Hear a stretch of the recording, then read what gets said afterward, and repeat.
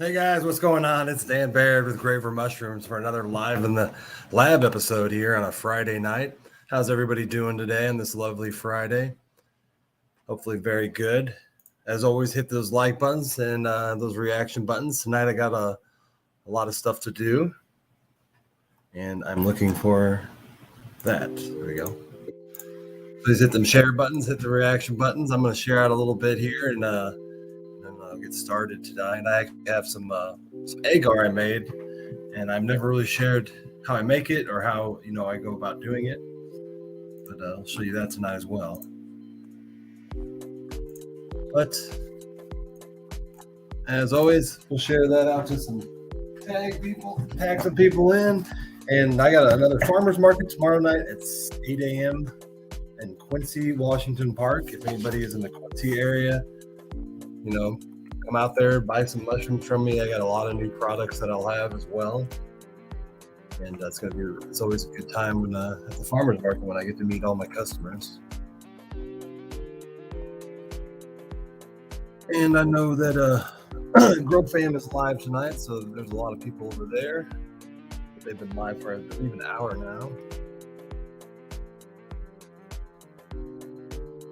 We're just going to tag our normal people in. You guys want to join me tonight, that's fine. If not, it's fine as well. I'll still be here for a couple hours doing some work in my lab tonight, which I usually do before I have a farmer's market, because I'm already in the mode to do mushroom farming, so might as well just stay in there.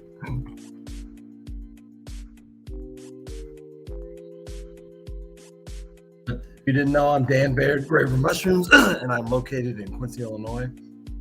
And I grow mushrooms from inside my house, and I have for about 2 years now. And I like to show people that you can grow mushrooms pretty much anywhere and grow a lot of them and do it very successfully, even in your own basement or your house.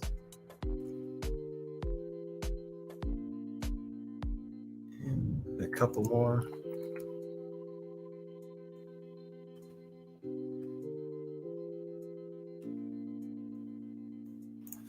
We got 5 people live, lovely people in here. What's going on, Vicky, Tasha, Anna? How's everybody doing tonight?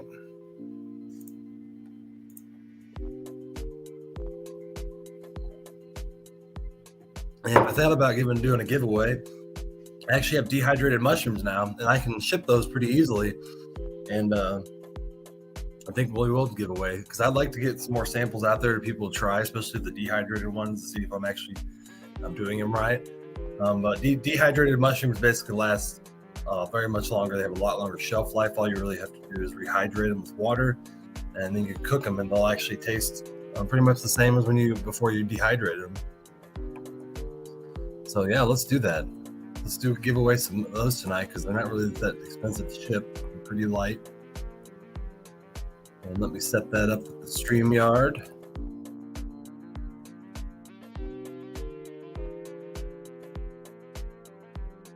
StreamYard giveaway tool.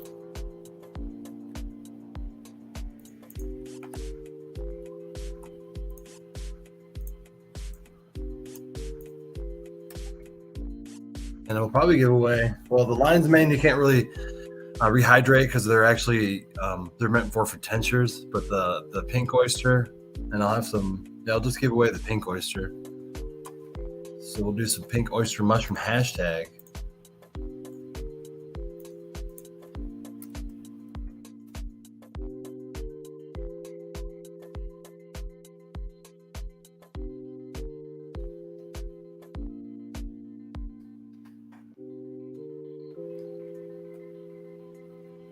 We'll just make the hashtag Great River Mushrooms. So we'll put that up there. And it's going to be it's going to be dehydrated mushrooms I'll ship out to you. Basically, the way I do it was I'll actually grab some here.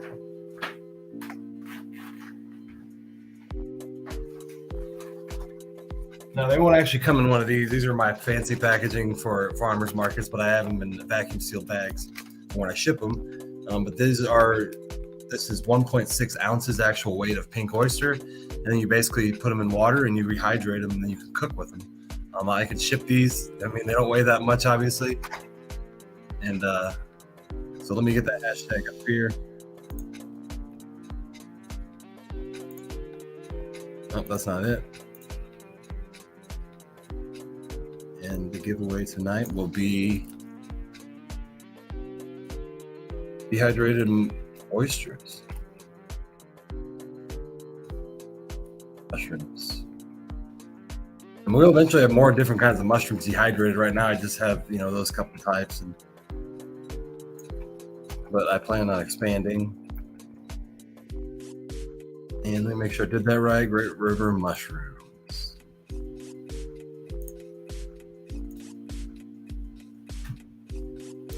I spelled that wrong.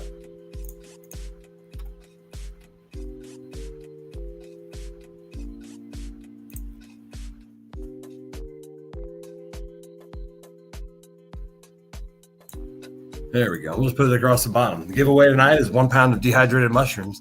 So hit that hashtag Great River Mushrooms. If you guys would love to try some, now remember these are pink oysters. They do kind of taste like fish.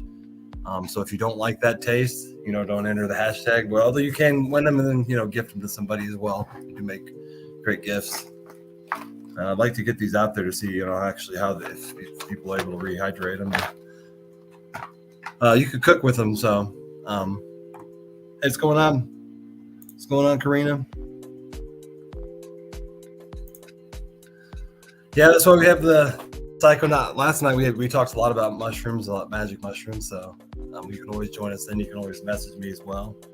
Happy Friday, Kasia. Yeah, my shiitakes did turn out really big. And the pink oysters are basically, you can cook with them in a pan. So basically what you do is you would soak these in water for 5 minutes, if that. And then remove them from the water, put them into a pan with some oil. And then just cook 5 or 10 minutes and apply heat to them, and then you can eat them just like you would if they were fresh.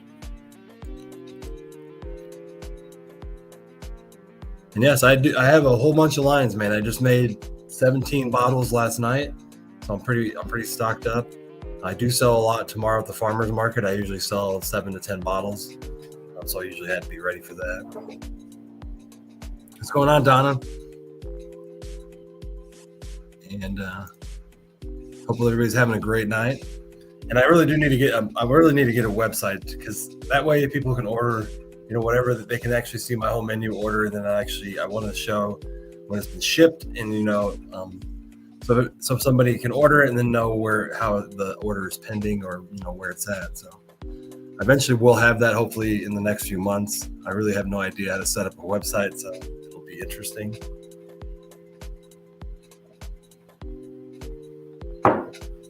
Yes, and the CBD, CBG.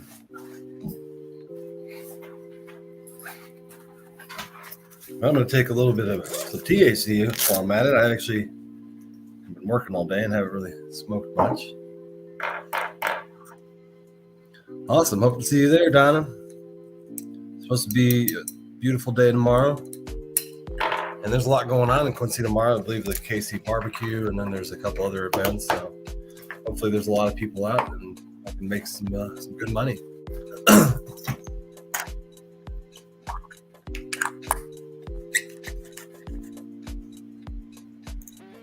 Got 5 entries in that giveaway. Again, that's for dehydrated mushrooms tonight.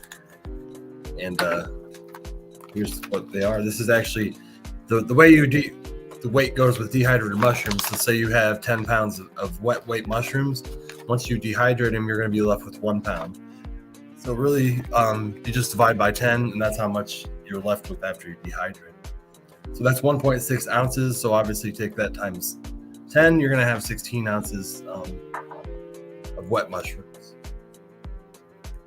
So it's a pretty close with almost all species, give or take. There's probably a little bit difference, but the times 10 or divided by 10 is usually a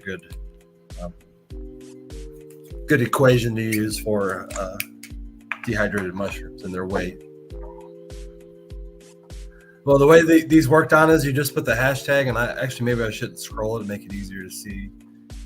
Scrolling on the bottom sometimes makes it harder. Oop. But I can put it on like that. Yeah, let me actually delete one of those words to make it a little shorter. We already know it's tonight.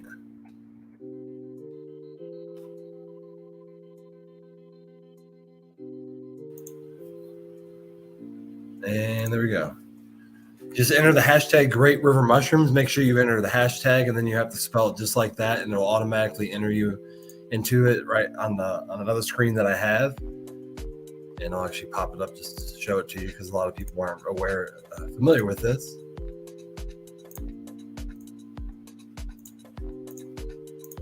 Where am I at? Lost my screen. And basically it looks like this. So that's the hashtag, and then it says there's 7 entries, and then when we're ready to draw, we'll hit draw, and it'll randomly draw a winner. And if it's you, Donna, you can just come tomorrow morning to the farmer's market and pick up your prize. So if you are local, you can do that as well.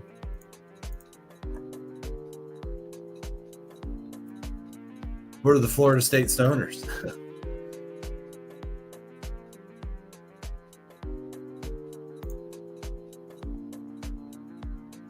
Yeah, it'll be interesting to see how CBD CBG works for him. I'm not really familiar with how well it works with high functioning ADHD and younger kids. It works well for me, but honestly, I think the lion's mane works better for ADHD. It really kind of pushes your brain into focus mode instead of just, the normal ADHD symptoms where you're just thinking of 100 things and you can't do one thing, which is what I have issues with, especially since I have such a busy life. My brain will be like, you need to do 20 things. And I'm like sitting there, I don't even know what to do anymore because of the ADHD.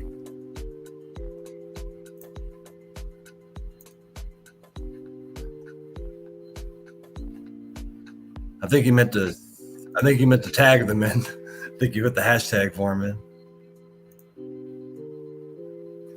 Yeah, it works great. And I wonder what happened to that. Well, I need to get more information about lion's mane so I can put it on my screen, but that's not the easiest thing to do because I need to make the video and a commercial for it, kind of present to you, and it'll actually show everything that I kind of offer. Helps with memory issues too, and also for sure memory issues. I took my 2 today, and this week I've consistently taken 2 of them because it's really about consistently taking them. You can't they work greater the longer you take them. So consistency is really key when you take lion's mane. And I noticed that too. If you miss a couple of days in a row, you're kind of going back down, and you're like, oh, this is what the lion's mane was doing. So you want to really keep up on it, and then you'll see the real benefits of it. Unlike some of the cannabinoids, CBD, CBG, you don't have to take every day. Sometimes I find myself in a really good mood, and the stuff kind of stores in your body and then is used as needed. So lion's mane every day, CBD, CBG, I don't need to take every day, but it's really, I do because obviously I make the medicine so I can afford to. That's really why I started to make it in the first place, was to treat my own mental illness, and it's worked phenomenal. When I take it, my biggest issue, and it's been my whole life, is I have an issue with taking medication. I'll forget it one day, or I'll miss it multiple days in a row and be like, oh shit, I was supposed to be taking medicine. And it kind of just goes to the back of my mind. And I've had that issue a lot of my life where I'll miss doses. It's pretty common, multiple times a month. And obviously you can't do that when you're dealing with mental illnesses. You need that consistency. You need that medicine in your brain.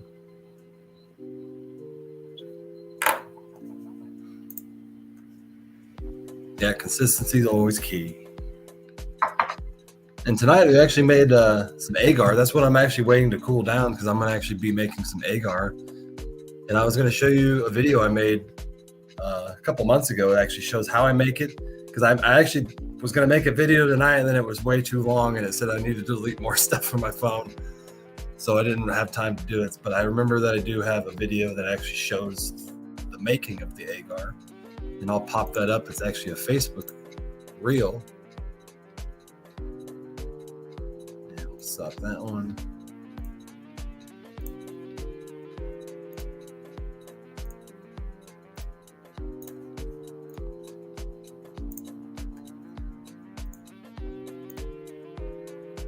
I wish it would go full page, but it won't. It's on mute, I believe. Yep. There's also no pause button. There it is.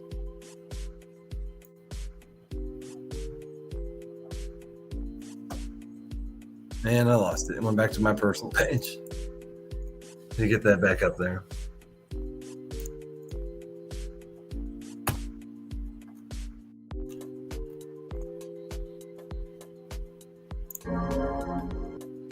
So this is agar, and it's a PDA agar, which is a potato dextrose agar, and basically the ingredients of it are agar, potato flakes, and corn syrup and water, and that's really how it's easy to make. And you'll see in this video how it's kind of made, because I'll be making it and actually putting it into petri dishes in my lab later here tonight. Pause that music, and then I'll just play this. It's kind of small. I wish it was bigger, but I don't see a full screen option here. Oh, maybe that's it. Oh, that's their full screen, really?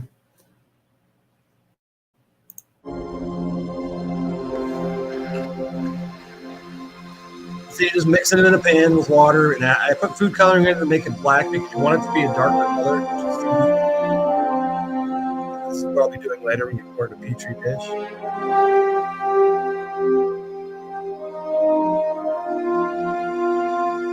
And then there's the mycelium that actually grows in it. But I make all my own petri dishes. I'll probably replay that again. That's my recipe. I actually have it typed out, and I'm pretty organized, so I have a lot of recipes I have to do. And what you're gonna do is just boiling it and put it in the pressure cooker for 40 minutes.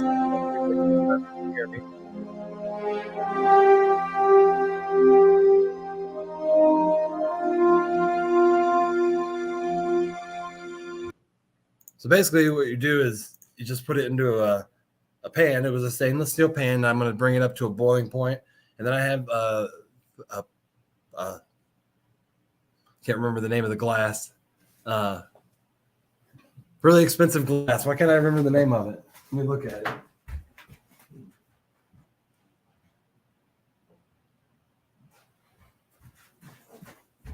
It's Pyrex. So I have Pyrex glass, and here's actually one of them that's actually been in the pressure cooker. It's still really hot, so I have it holding like this, but this needs to cool down a little so that I can actually dump it into the agar dishes. But it's in a Pyrex container there, and then I'm going to put it into a pressure cooker for 30 minutes, which has already been in there. That's why it's hot. I took it out, and it's kind of I'm going to let it cool down. And you got to make sure that you use a really good glass. Like, you cannot use something cheap because it will break. You're dealing with 15 psi and over 200 degrees. So I actually spent some money on mine. These are kind of expensive. Anybody who knows Pyrex glass, true German Pyrex is expensive. So this was $30 for this little jar, but should last a lifetime. So make sure if you're doing pressure cooker and you're using glass that you have the correct stuff. Buy Pyrex, phenomenally made German glass that will not shatter inside of a pressure cooker. Because I've seen a lot of horror stories on Facebook, in groups of people who use cheap glass, and obviously what happens inside the pressure cooker when you do.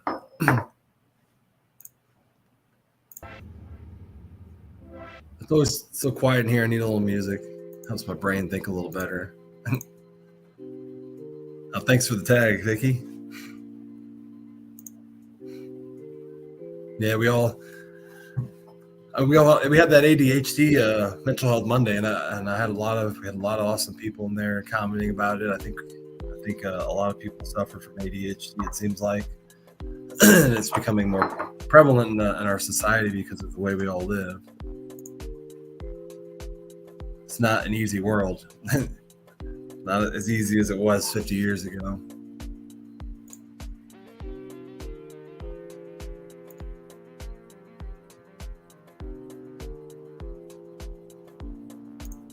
Pyrex is the best.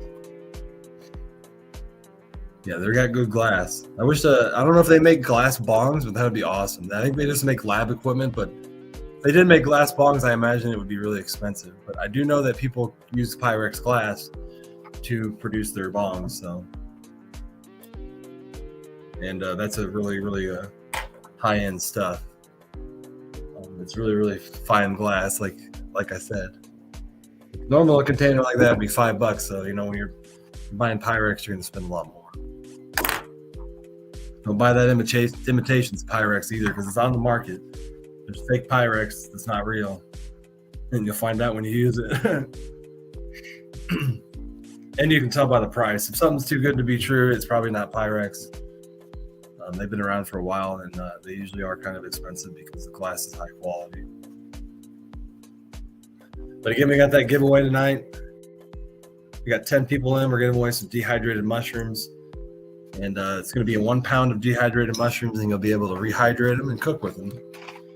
And I love this now because now I can ship out mushrooms. I can't ship out, obviously, wet gourmet mushrooms.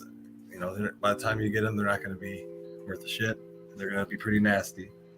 So now dehydrating is allowing me to, get it out of Quincy and get more mushrooms for people to try.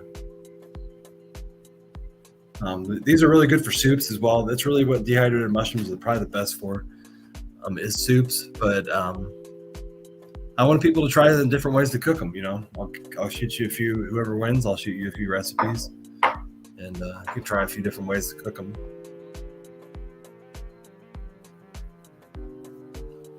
You got 12 lovely people in here. Don't forget to hit that reaction button, folks. And we're just waiting for some of this to cool down before we start pouring it. Got 2 jars of that, and it needs to be a little cooler because I'm actually pouring it into a plastic container of Petri dishes. And if you pour it too hot, you're gonna melt some Petri dishes. And I've gotten pretty close, but really you just want it to be. This stuff will turn into a solid, so it will turn into like a gelatin type of stuff once it hardens. So you don't want it to get to that point, obviously, which is usually at about, I think it's 110 degrees. It'll start to harden.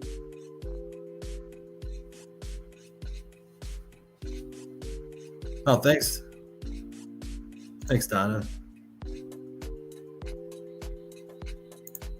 Yeah, I'm sure it does shatter.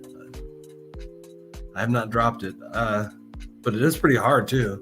You can probably take some good drops. I know that there are people who make glass bowls, and they have videos of them dropping them from 5 feet and surviving falling. That's really nice of you, Donna. Thank you for the kind words as well. It is a beautiful Friday. It's a beautiful, beautiful day to be alive for sure, and everybody should count their blessings for that, even though some of us, had a rough week, but we're still alive, we're still breathing, and we're still here. And I guess that's all that matters,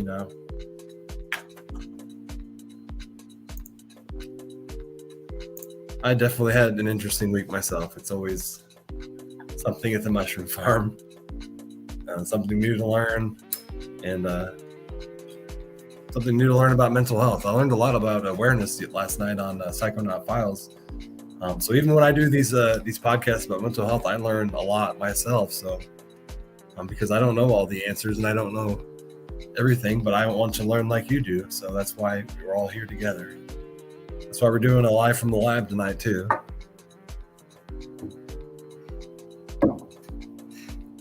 And we're going to show some different kinds of mushrooms, how I actually make them. So I've never actually shown what I'm going to show tonight on the live from the lab. So it's going to be interesting.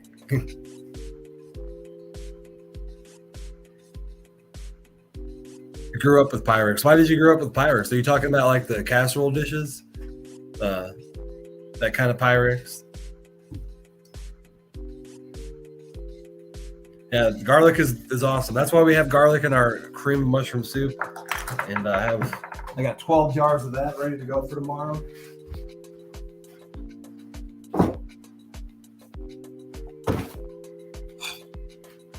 So I got a Tupperware over here, a big tote, and I got it all ready to go tomorrow. I kind of prepare for the farmer's market tonight because tomorrow's kind of hectic, an hour and a half straight packing everything up, bringing it over there, set my tent up. By the time I get ready, I'm good. I'm a little tired in the morning, so I try to do stuff tonight so I don't have to do so much of it tomorrow. Thank you again for some more kind words.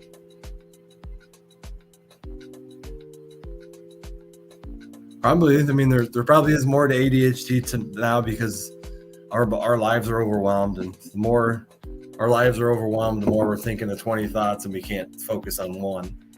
And this world is kind of overwhelmed.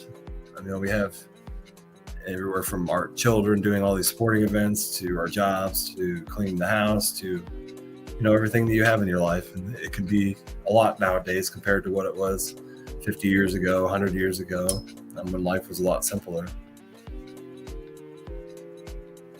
What's going on, Bean? How you doing?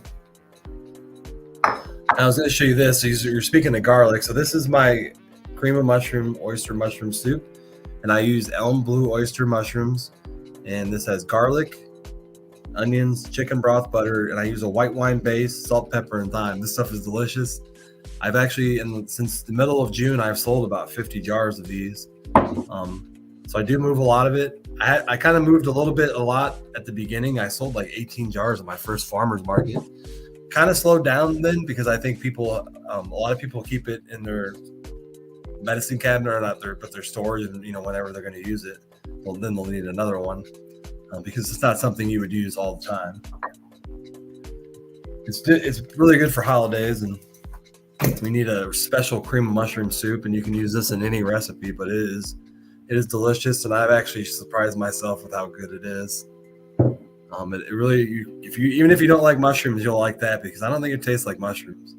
It kind of tastes more like a chicken noodle, if you ask me, like a noodle.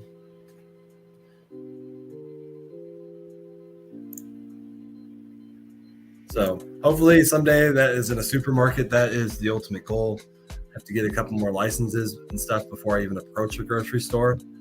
And I would like to work on the containers, but I think the stores, from what I understand, once you get your product in the store, they can help you with packaging because they have, especially like Hy-Vee and County Market, which is in my area, do have their own packaging. And I know some other people who've gotten their products into Hy-Vee who are local. So Hy-Vee loves supporting local businesses and moving their products. So I think the opportunity is there someday because I'm the only one that has it. I don't know anybody else who offers anything like that. And when people see it, they say the same thing. And so I think that could be a really awesome thing to have in stores. Eventually, well, I might have to produce a lot faster too. I have a method of producing it. It takes a little while now, but I can definitely improve that and speed up the process once I actually have like a commercial kitchen, which is another goal someday. I'd love to have a mushroom facility lab, and then right next to it have like a commercial kitchen where I actually can pump out my own products, because a lot of other mushroom companies just push out mushrooms, but I have goals to put out a lot more than just mushrooms. We got 10 entries. I think I wonder why that didn't go in there. You just put the hashtag in. I didn't see it. There it goes. It's a little slow. Just checking the screen to make sure it went in. But cheers, folks. We're going to smoke a little bit of a pauhua tonight. What is everybody out there doing tonight?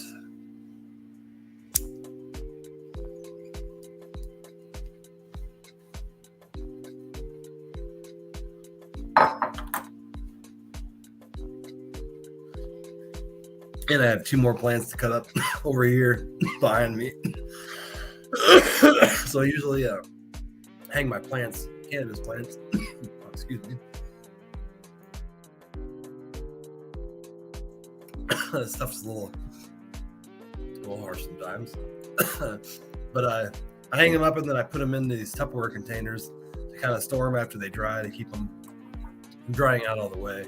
But I have 2 Tupperware containers over here, about this big, full of cannabis that I have to cut up. So I'm probably doing that after the farmer's market because there's always something to do. Excuse me. And I'm almost out of cannabis. Well, I'm almost out of cut up cannabis. So I'll have to trim that up. And then as you see, I'll have actually have 3 more plants now that are almost ready for harvest. So I'm going to have 3 more plants right after that. I think this agar is almost ready to go down to the lab and do. Also, this bowl. So this bowl is actually a water bowl. It's really interesting. It's called a chameleon monsoon, but the only thing that sucks about it is you see that insert in there. It has a glass insert, and what happens is it has a really big hole in it, and your cannabis kind of falls in there, and then it goes into that little center thing, and it kind of gets really harsh. Like literally in a day after smoking, it's really harsh because your smoke has to pull through there. But this is actually a water bowl. It's pretty cool. I've had it for like 8 years, and it survived some drops. You can see it's really thick glass. But the only downfall was that kind of design made it really harsh to smoke. So if they could, I don't know how they could change that besides having to clean it out every day, which sucks. But that's the only way you can avoid the harshness, because literally after a day, that's a day, you can see how dirty it is. Because I'm really anal about keeping my bowls clean, but it happens so fast. Smoking some Blue Dream. Muna. I also had a story about somebody who didn't clean their bong out for a year and a half. And they said they cleaned it out and they got 21 pounds of sludge out. And I think that's what it was. It was like some ungodly amount. I don't remember. But I remember smoking out of their bong and I was like, this thing's disgusting. And they hadn't cleaned it in like a year, and then they finally did. But if there's anybody else out there who doesn't clean their bong for a year, oh man, you're asking for some nasty things. And it's the only person I've ever known. And at least they admitted that they were definitely in the wrong. But man, clean your guys' shit out more.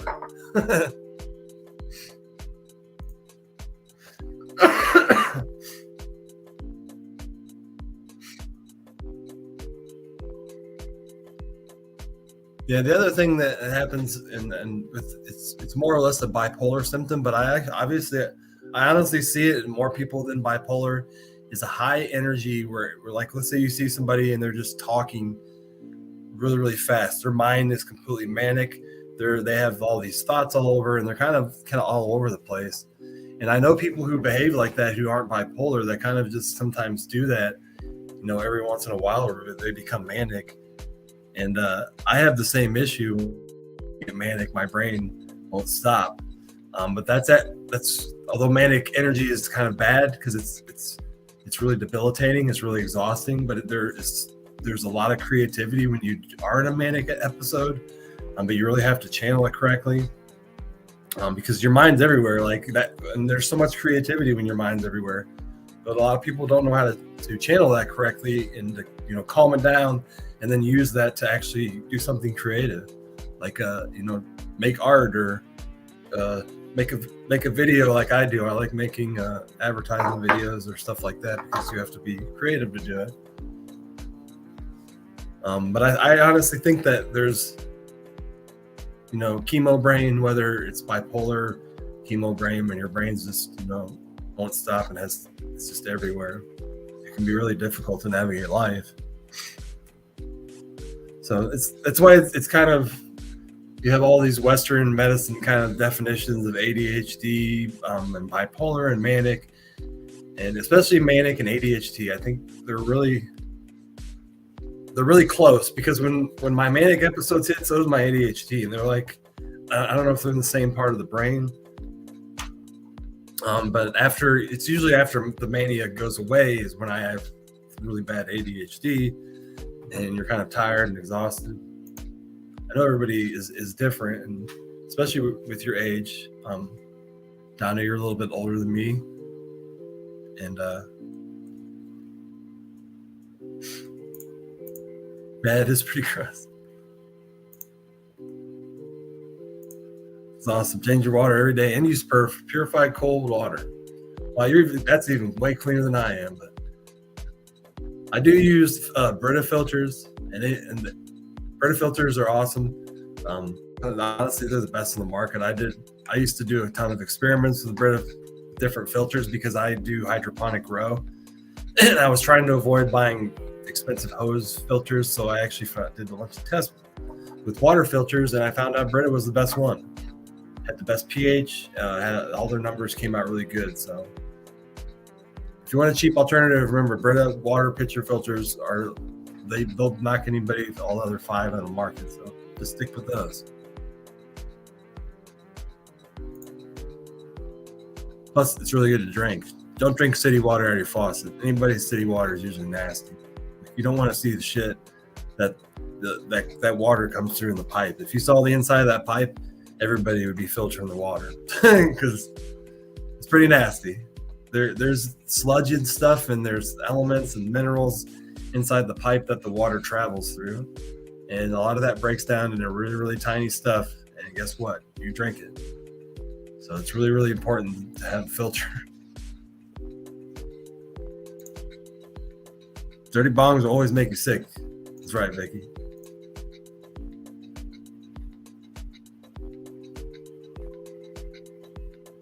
Manic maybe once a year. So you don't have manic a lot. I get manic when I get bored, and then I get into trouble, and my brain gets into trouble. And when I was younger, I would get into criminal trouble. That's why I have a lot of hobbies, because I try to keep my brain busy, because if I don't, I tend to do other things that are stupid. Well, at least that was in the past, and I'm a lot more grown up than the last time I've ever been in criminal trouble. But that's honestly why I think that I have a lot of hobbies. It's because my mind has to stay busy, or then I do get manic, and then that's never good for anybody. Mania sucks. When mania hits me, I become an asshole. I become a really bad asshole. And I have mania episodes because I feel like the end of the world's coming, and I just want to take it out on everybody. And the lion's mane. So the lion's mane and CBG especially, and you make sure you take a probiotic. A probiotic alone really, really helps keep me out of manic episodes. It regulates the gut. And I noticed that when I started incorporating a really, really strong probiotic in my diet. I'll actually go get it.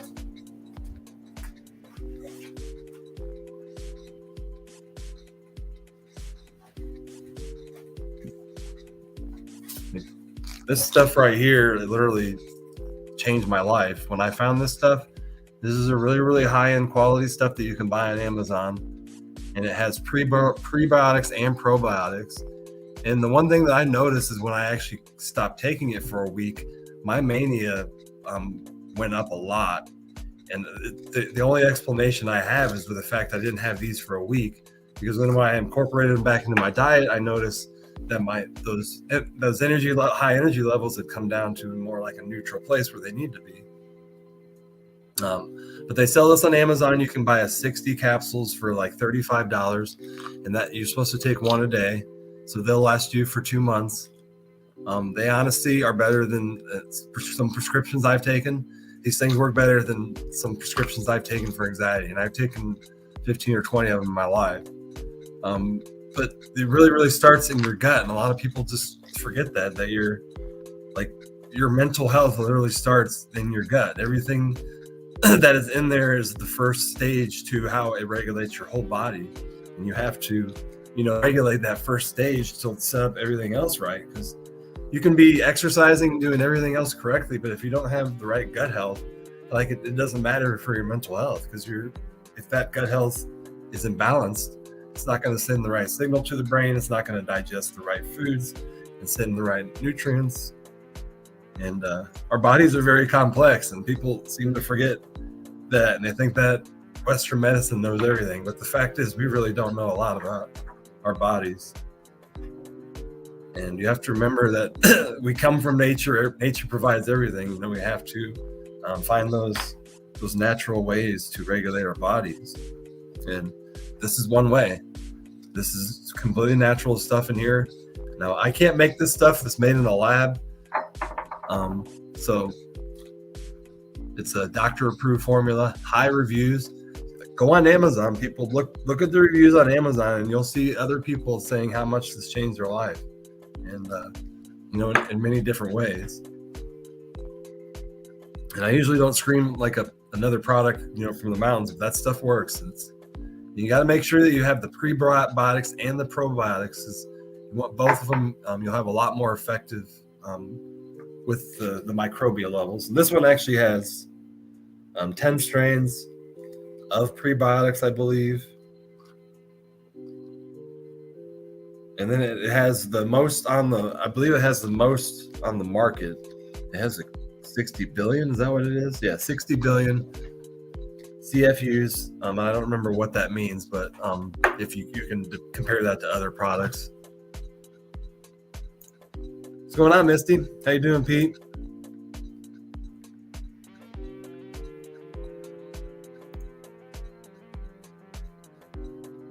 How's everybody doing tonight? Hopefully doing well. No, I can't make those because they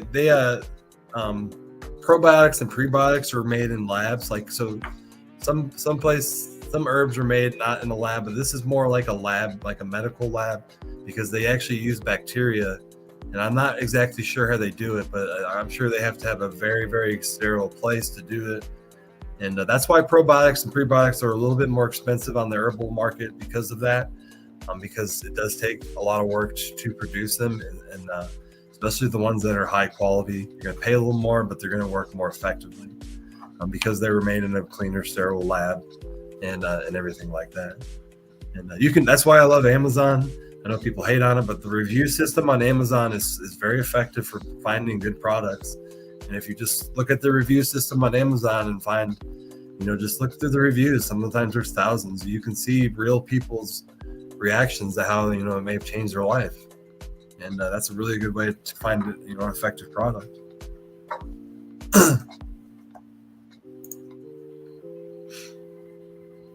It's awesome. Yeah.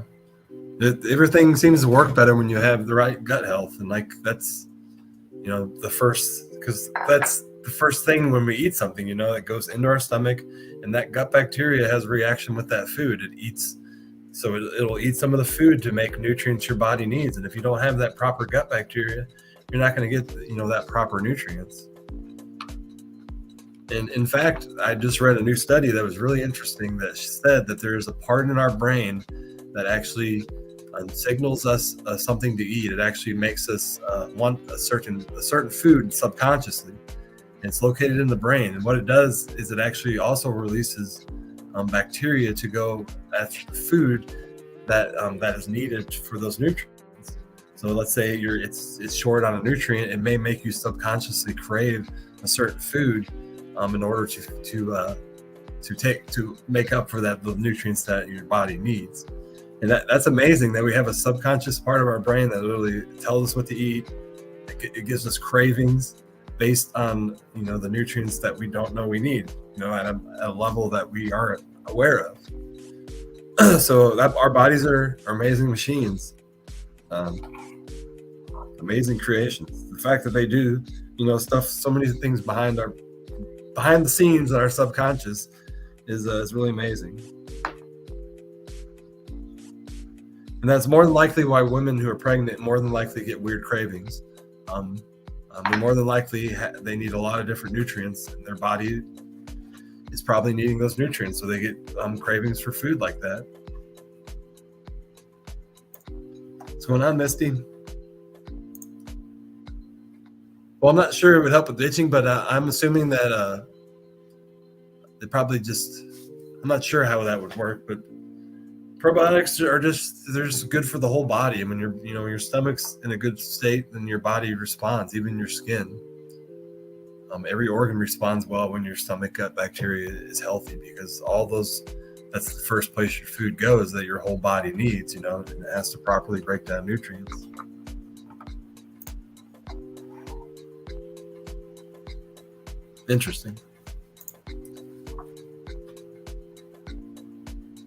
Interesting. Well, probably about ready to pour some agar. You can see I gotta shake it up a little because it's starting to get a little solid at the bottom. Still pretty warm. I'd say it's about 140 degrees. But I'm gonna smoke a little bit of this cannabis, then we'll head down to the lab and actually do some stuff.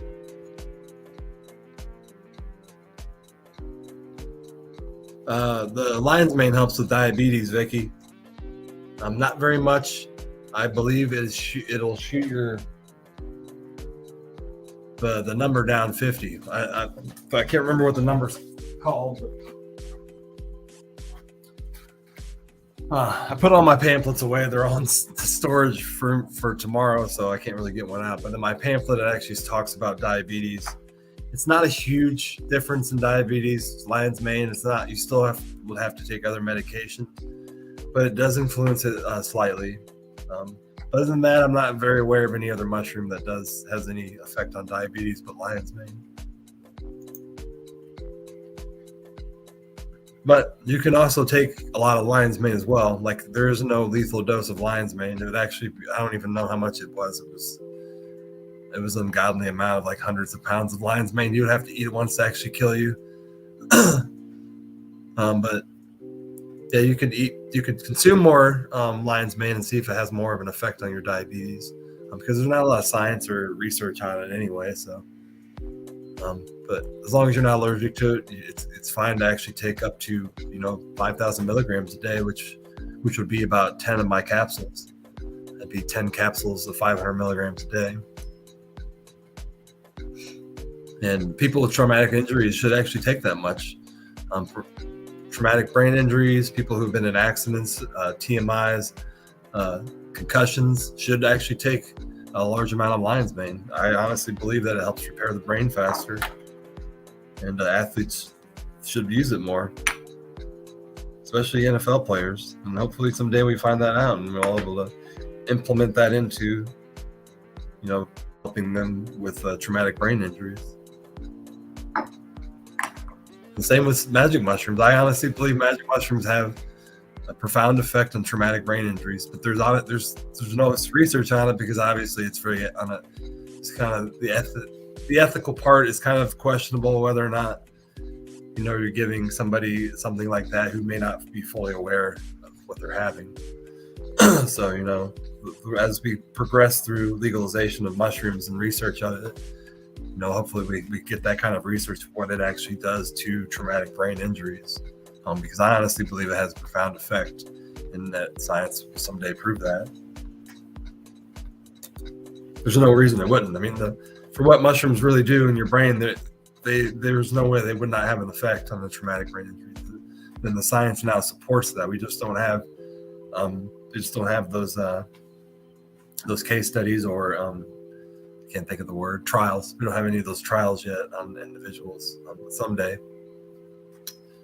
the trials we have are probably people doing it in their basement, or their loved ones as the last opportunity to maybe save their life. Because I know there's underground treatment going on like that in the world, where people are doing that in their house, giving this magic mushrooms or psychedelics of some sort to people with traumatic brain injuries.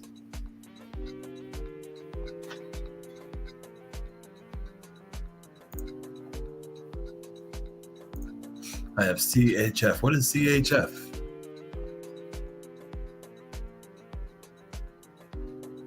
I'm not sure what CHF is. It's probably something I'm familiar with, but I just don't know the abbreviation.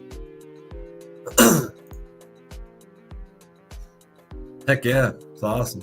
PTSD is such a struggle today, especially with people who go through domestic violence, people who have gone to war, soldiers. We have 22 soldiers alone that commit suicide every day. And I always wonder how much magic mushrooms would help those men and women.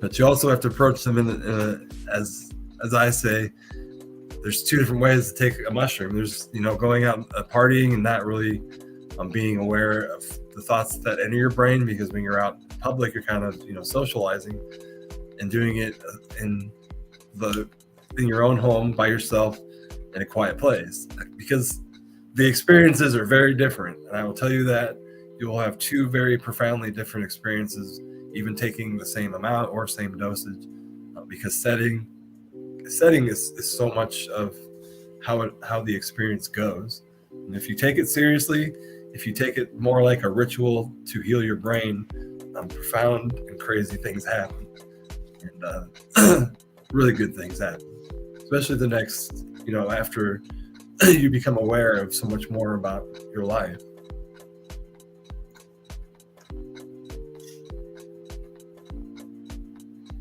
Yeah, the VA is on board, and the VA is on board with using MDMA to treat PTSD. And there's a lot of science that shows that MDMA actually treats PTSD a little more effectively than magic mushrooms, but they both do work very well. They both work better than anything that's available to the market today, because there's no treatment for PTSD really. Oh, cognitive congestive heart failure. So mushrooms are fine for. Mushrooms do not have any effect on the heart. Acid and LSD both do have an effect on the heart. So if you have heart issues, be wary of that. That acid and LSD do have an effect on the heart, but magic mushrooms do not.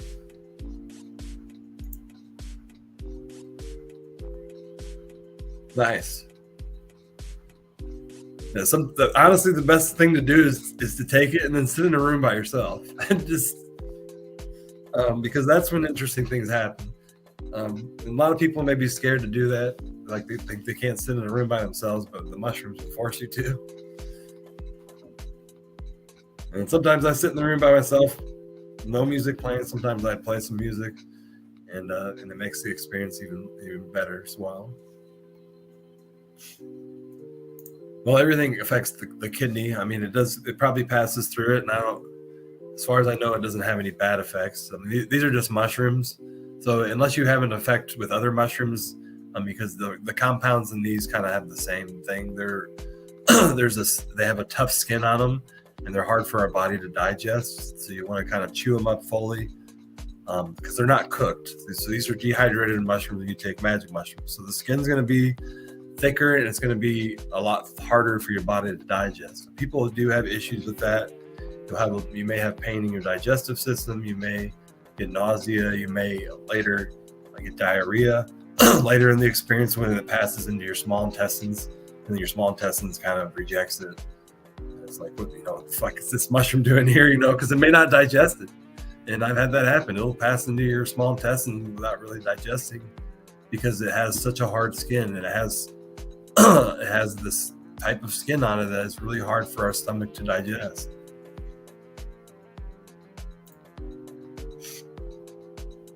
Yeah. Well, I would say the treatment now is MDMA or magic mushroom, but really the trials for it are very small right now, but they are very successful. We're talking 60 to 80% full remission from PTSD from a lot of the findings of research I've seen. We need bigger case studies, obviously, because some of these are only like 20 men. But the data coming out at first is phenomenal. This stuff is double the number of any other available treatment, if not triple. So I really think that has a good future. Plus, if you go on YouTube, you can find plenty of people's own stories of soldiers telling how they took MDMA or magic mushrooms and they were cured of PTSD forever. They had one experience, and then they're doing this interview years later saying how they never had PTSD again. It's amazing. That's why it's called magic. We call it magic because of that.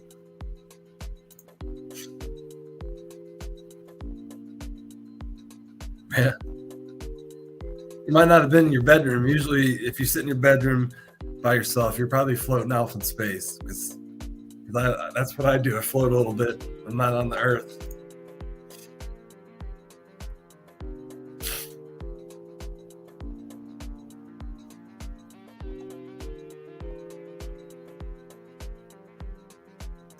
Yeah, sugar is interesting too, because it also and I'm doing more experiment with it, but from what I've seen, sugar has an effect on a magic mushroom experience. If you consume sugar and then you take magic mushrooms, you're more than likely going to get anxiety. And I've noticed it too, that anxiety increases a lot when I take sugar before.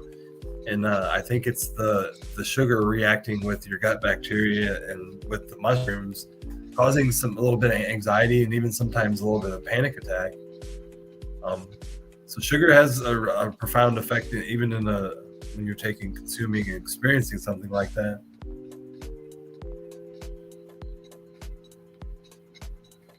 I just saw you took an intake brown sugar, sugar in general. I just eliminated sugar kind of from my diet a couple months ago. Not all the way, but I actually quit putting it in my coffee in the morning. So now I just use honey instead of sugar. And that's a really great substitute.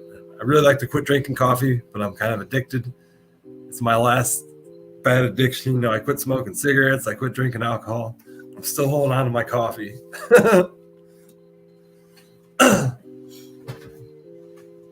And now I eliminated sugar. I mean, there's obviously sugar in all our food, but I don't add it to anything now. In fact, I haven't even bought sugar. It's not even in my house.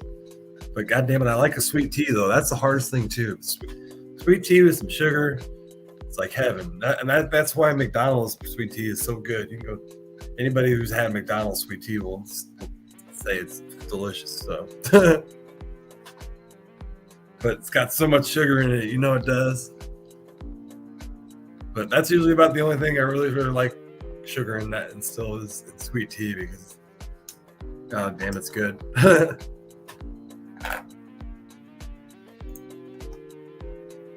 Yeah, that's awesome.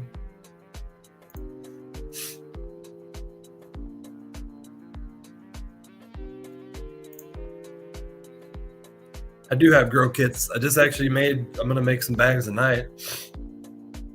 I sell the 4-pound bags. And so I'll have 6 or 7 bags. I usually sell the blue, pink, and the blue and elm oyster. I need to change the directions of how to do the pink oyster, because I've kind of figured out how they grow now, and they don't grow like the other oysters. So I need to kind of, when you buy a bag from me, it comes with directions on it. So I need to put the proper directions on that. Switch to hot tea, huh?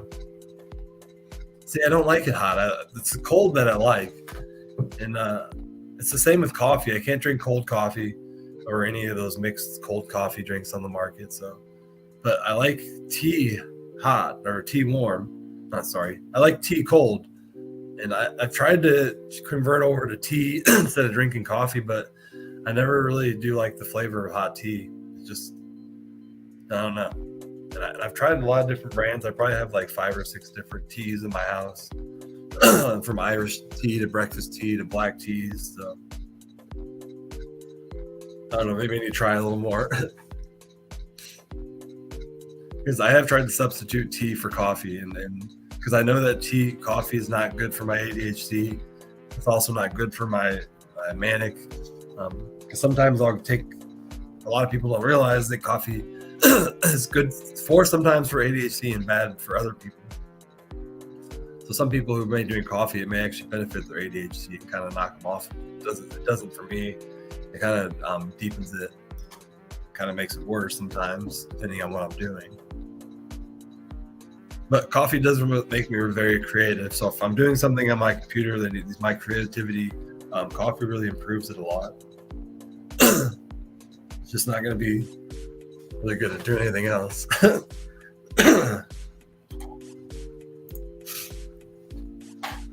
I'll smoke this bowl, and then we're actually going to go down to the lab, because I see this agar is going to start to thicken, and I may have to put it in some water here for a second.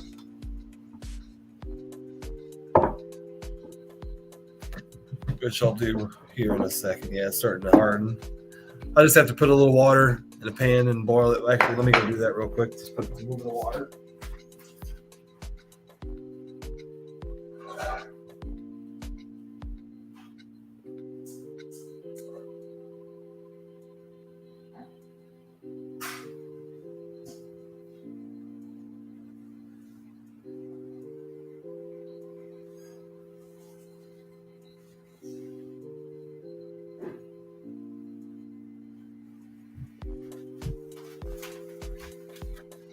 Which has happened before. That stuff thickens up really fast.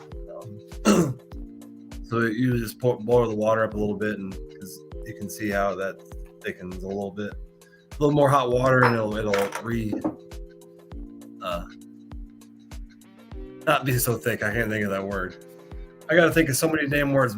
That's why there's a whole 30-page mushroom glossary that I give to people in my class, because mushroom cultivation has so many complex words that you have to remember. But I made a glossary and it has like 200 words in it of just normal mushroom talk and what the words actually mean. Liquefy. There's a good definition of the word I needed.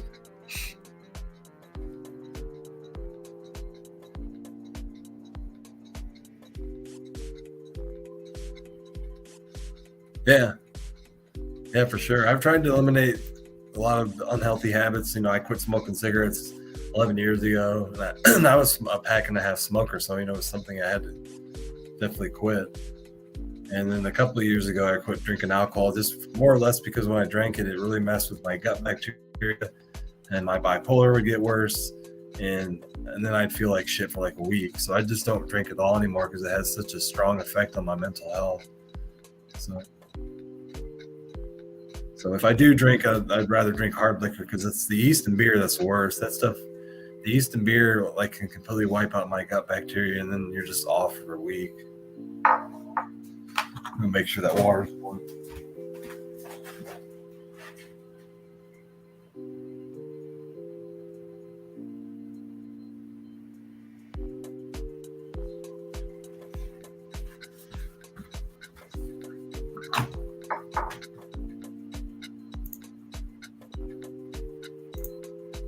Liquefy, that's the word. It'll liquefy.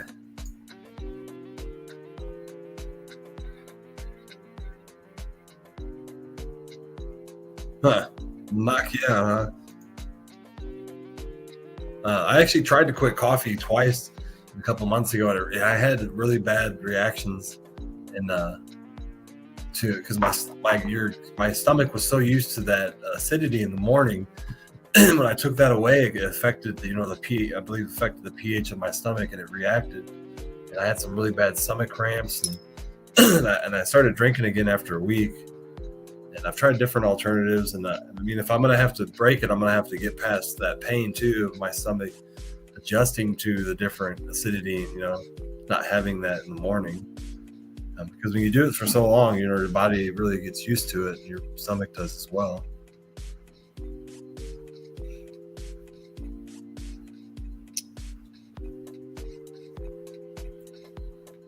Drink moonshine over beer anyway. Cheers, everybody. Hopefully everybody's having a beautiful Friday night. Relaxing tonight, or doing something with friends. I'm relaxing. Well, I consider doing what I'm doing tonight relaxing.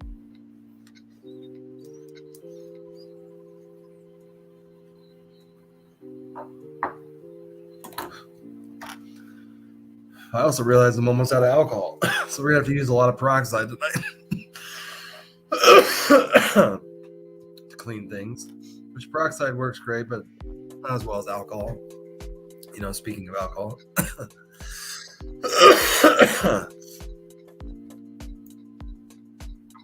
Yeah, it's a hard habit to kick. All right, well, we'll go here into the kitchen now to make sure your stuff's done. Then start going down in the basement. But we just put it in the pressure cooker. I'm just trying to warm it back up. Get it to a liquefied state.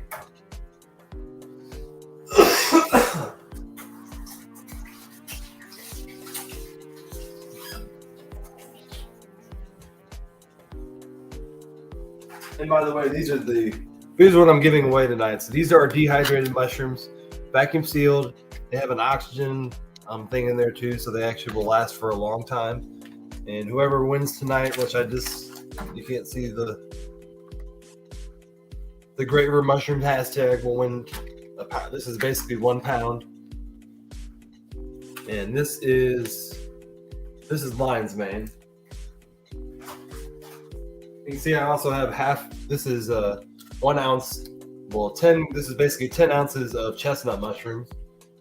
So I do vacuum seal a couple of different strains. And so I'm going to have vacuum sealed chestnuts, yellow oysters, blue oysters, elm oysters. I'm not sure about the lion's mane. I really would like to sell the lion's mane instead of dehydrating it, because lion's mane you can't really eat. Again, it's more or less for tinctures.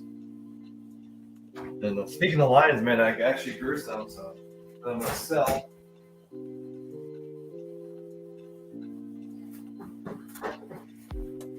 And I wanted to show you some. This is beautiful looking. This is what lion's mane.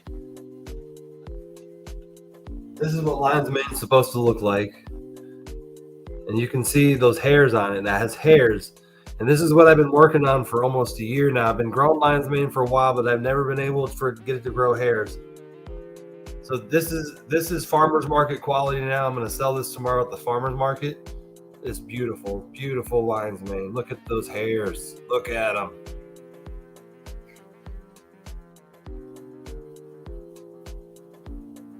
We also got this one too. Nice. You can see the hairs on it. Not as long, but it does have hairs. And this is lion's mane. And this is what it looks like. A little bit of grain in there. Got a beautiful pink oyster mushroom here. These actually grow like flowers. You see how? So it actually grows out of the bag like this, and they grow more or less like flowers. Pretty cool, huh? I honestly believe that it grows because it grows in a tropical region. It would want to do this, and then it would catch the water in the top here like a cup, and then it would use that water to help it grow. So the pink oyster mushroom is a tropical mushroom, so it only grows in tropical regions. It's the only species of oyster mushrooms that grows in the tropical region.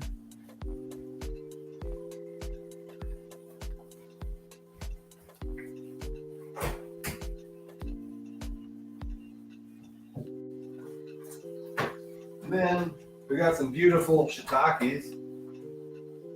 I think the water liquefying again, which I have 3 of these boxes full of shiitakes that I'm going to bring tomorrow. If you are in Quincy and you love shiitakes, you need to come see me. I got 10 pounds I need to sell. Look at these giant boys. Look at that shiitake. Giant shiitakes.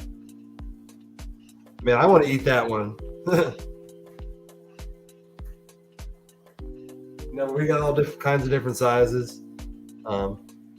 Large ones, smaller ones. They all taste the same. They all taste like steak. They're all really, really delicious. So I got a lot of them.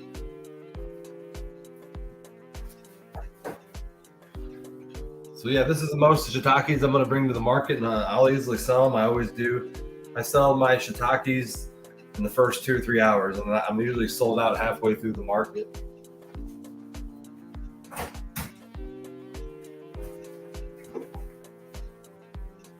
So really, the number that I really like to bring to a market is 20 pounds of shiitakes. That's probably what I could sell. And then as well as 5 pounds of a couple of other mushrooms. I like to bring a variety because people like to select the variety.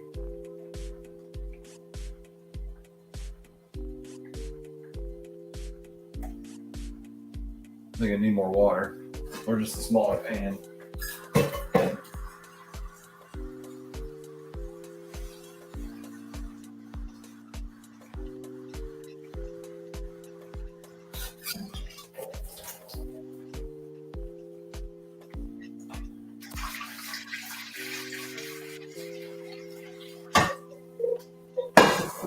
Well, not liquefying as fast as I would hope. Maybe I need to put the lid on it. Well, now I think it is. But you don't have much room to. I don't have much time to pour it.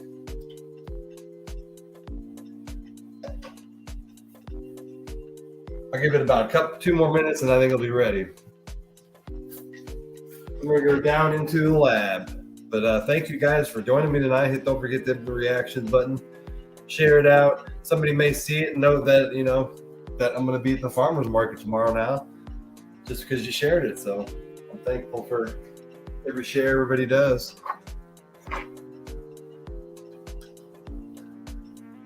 Eat it just like that. Well, you do have to, a lot of people don't know that you have to cook a mushroom to get its nutrition. So remember that. So if you have to cook a lot of many species do get the nutritional value to break down the mushroom skin so your body can actually digest it.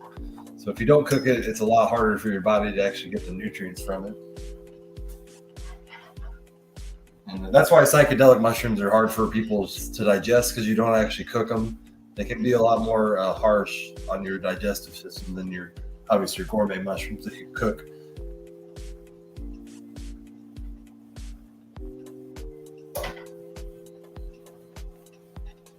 They're the king of the mushrooms. Yeah, shiitakes are your biggest, mushroom in the world. I do not actually. I think there may be one mushroom that's popular. I'll look that up because I'm interested.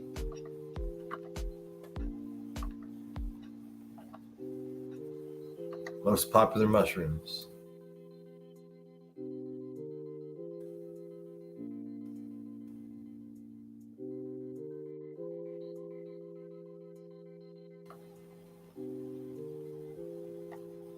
The 10 most popular mushrooms. It says the button are the top.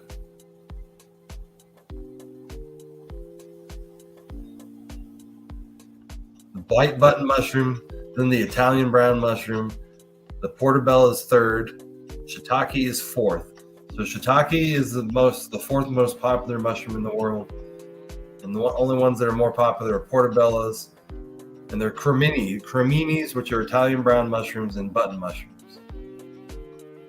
Then you have your oyster mushrooms at the fifth, porcini, morels are at seventh, anaki, and then followed by chanterelles, which are popular around here. They actually just have big harvests of them, and then maitake.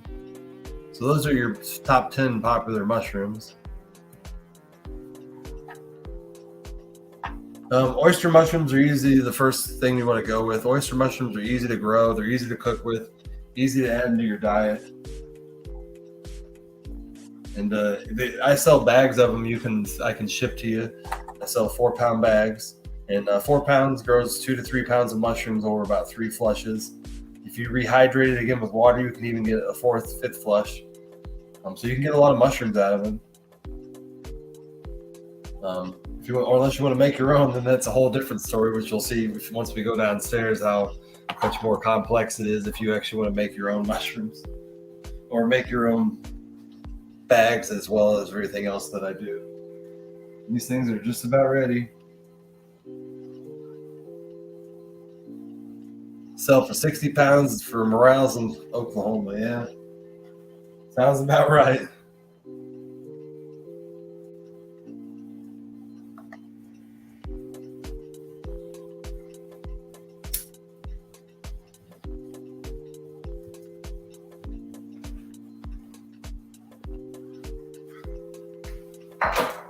Sounds about right.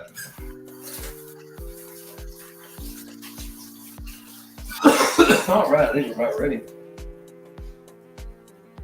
Grab my phone.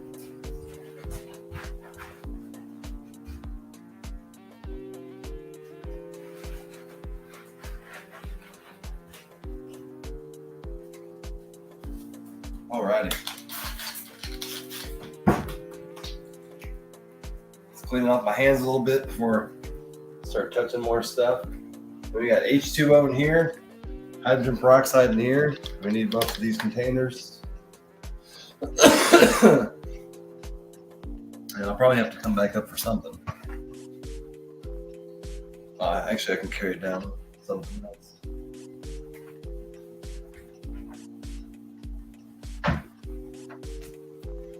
Not anything to carry it down with.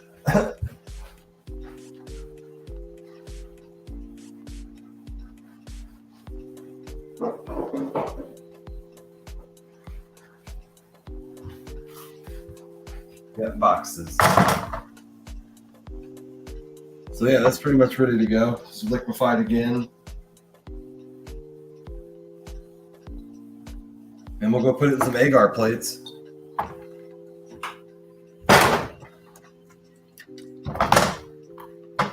And we'll head downstairs now. Make sure we got a black marker.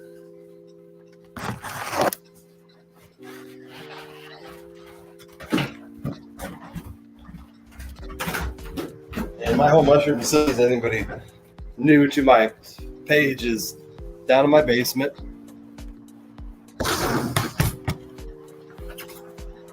And I'll show you the garden real quick in here. So this is the tent that grows all the mushrooms, there's not many mushrooms in here. The day before farmer's market, I'm pretty well picked. There are some pink oysters and some lion's mane popping up. But other than that, it's pretty empty. All my shiitakes have been grown. Got some new shiitakes popping up down here that I should have for next week. But yeah, this is the tent I grow all my mushrooms in. Some more over here. And then I should get a big harvest in this week, and then usually I sell those to Terrapin Farms. So probably Tuesday, I'll probably pull out another 8 pounds in here, which is fast. It's the fact there's no mushrooms in here at all. But by Tuesday, there'll be anywhere from 7 to 10 pounds of mushrooms in here that I'll have ready for harvest. There's some new blue oyster bags right here that will easily have 2 to 3 pound flushes. And then I'll add some more mushroom bags here next week as well. But this is where all the magic happens. This is the main tent where all the mushrooms grow. And it's pretty empty right now. Oh, that lion's mane looks pretty. And like I said, I've gotten it. What I did was I adjusted the humidity in here. And as you see over here, there's a thermostat. Well, right here, this thermostat. And about 2 months ago, I had it at about 86%, and which was too high. I've been experimenting with different humidities. Dropped it down to 78 or 80%. Started seeing a lot better looking mushrooms. My lion's mane started to really react a lot better. So now I dropped it down to 78.5% humidity. So that's what the humidity is all the time. When it drops below that, this machine kicks on and pumps humidity into the whole room through this vent system, and keeps it at that humidity at all times. Now, every species is very different, so I'm trying to find a humidity that can grow 5 or 6 species very effectively. And the lion's mane is what is the finicky part, because it really likes 75 to 80% humidity. Some of the other species like a little bit higher, but so anywhere from 78 to 80% seems to be the sweet spot. And we'll see how the shiitakes react too. And these are all the shiitake blocks right here in the middle shelves. So those blocks are naked. They don't actually have any bags on them. So they're exposed to the environment. They do tend to get contaminated more. This the only bad thing, but it's something I'm working on. Because this room's not completely sterile. I do try to keep it as clean as hell, but it's so hard because you have a high humidity and a low, a 70-degree temp. Something's gonna grow in there, especially since it's so humid. So I'm working on it and getting better at it. But once they're in there, they still grow even if the contamination appears. And contaminations, they're not interested in growing on the mushrooms. They just grow on the mycelium. And then the mushroom's still just fine. But we're going to set this up in the lab, and then I'm going to start bringing my equipment in.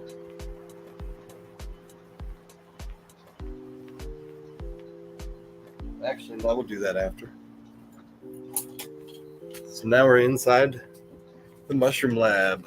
I'm going to turn all my lights on, get everything going in here.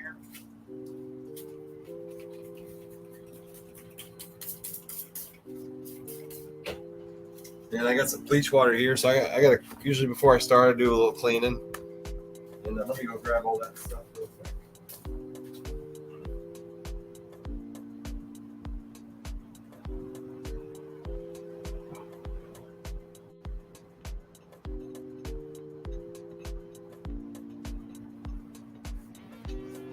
So since we don't have much time with the agar, we're probably just going to clean this off real quick, and so we can get this agar in the dish real fast before it hardens.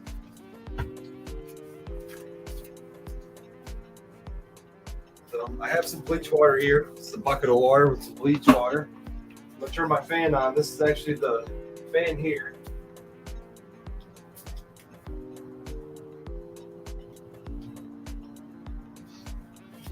And luckily you guys can't really hear it because it is louder in here once I turn the fan on, but that's why it's hard to have people up.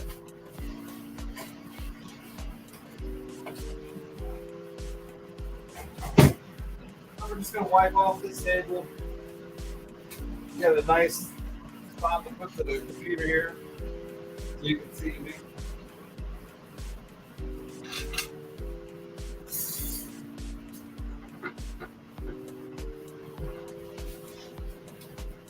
And we'll put you over here now. There we go. And now you can see my fan, my filter that work in front of here. I just want to clean it up real quick. And then we got agar dishes over here. My agar dishes, I buy them by 100 packs. I'm gonna probably do about 20 of them tonight. And I gotta get some gloves on. Where are my gloves?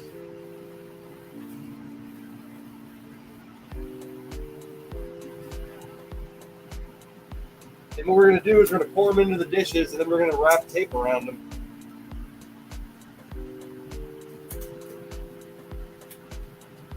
Bring the agar in, get it all ready.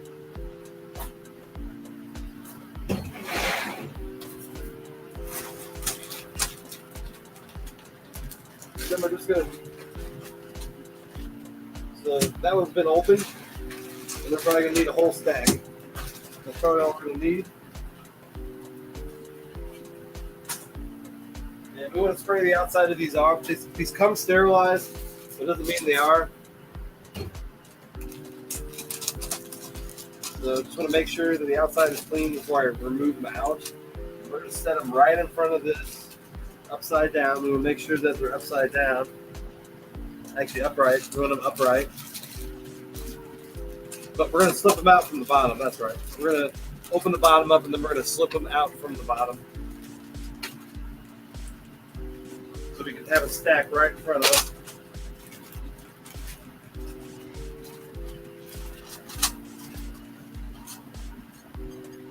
Now it's stacked in front of us in a clean place. This is all a clean environment flowing at us.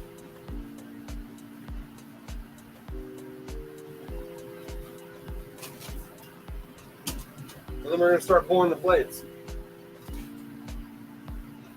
Pretty simple what happens here. It's going to pour the whole agar plate until it's full and set it to the side. I also want to make sure this is clean too before we open it up. And here we go.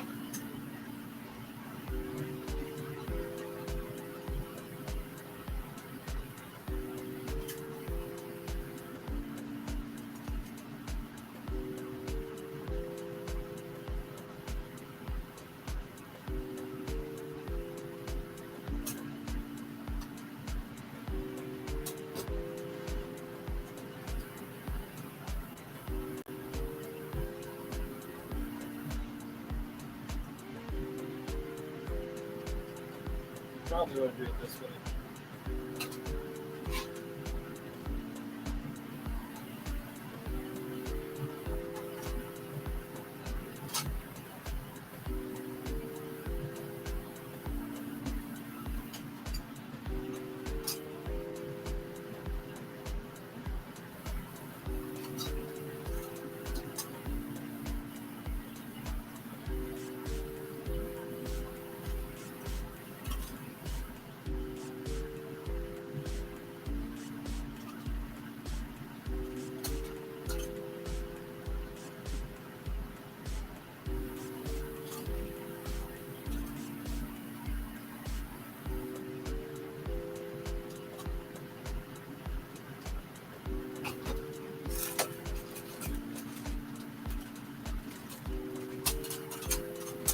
Again, I'm working on my breathing. I want to make sure that I'm not breathing all over these.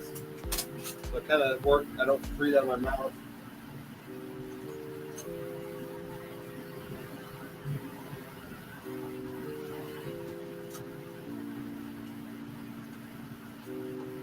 We got one container gone. We made 11 Petri dishes, so we're going to need another package.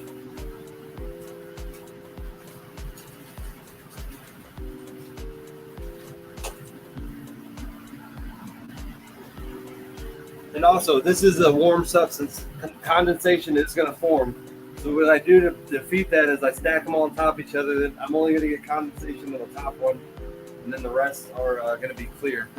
When I put agar in there, I want to be able to see through it clearly and not have condensation that builds on top of the lid, which tends to happen as something warms up. What's going on, Melanie? Cindy, I'm making the agar. So agar is this is a PDA agar, and agar is basically what is used to grow bacteria or mycelium out on. I'll show you a sample here.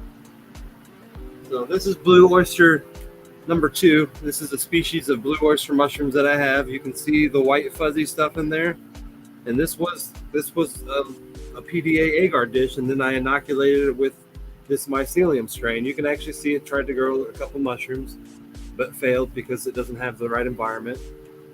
But this is what all mushrooms start as. This is the beginning life cycle in a commercial setting. So I'll put them into here. I don't do it that often unless I have a new species. So new species will start out in here, and then they'll get transferred over to a grain jar. This is a grain jar, fully inoculated. As you can see, this is a golden oyster species, and you'll just transfer this into here, and then it'll start to grow in here. So you kind of move the life cycle along, and you want a colony of mycelium. So you want a larger amount than this to produce mushrooms, because a large amount of mycelium is needed to produce mushrooms. And you can see I have a whole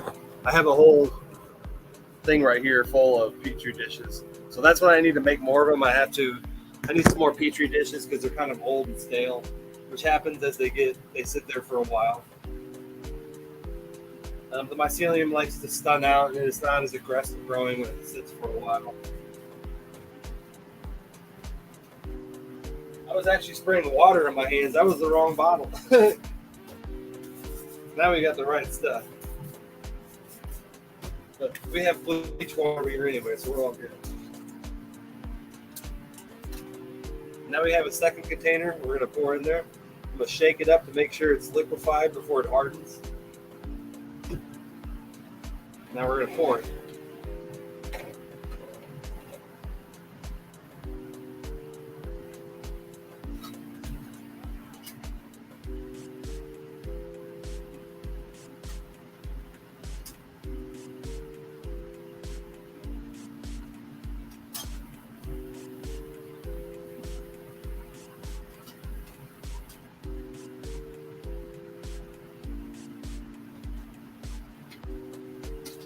Then we're going to put the lid on because we ran out, and we're going to have to open another baggie here.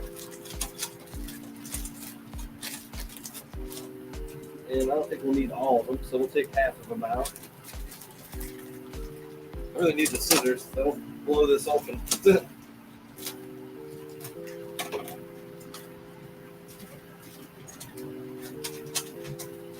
And we'll try to slip half of them out and leave the other half in, because we don't think we'll need them all.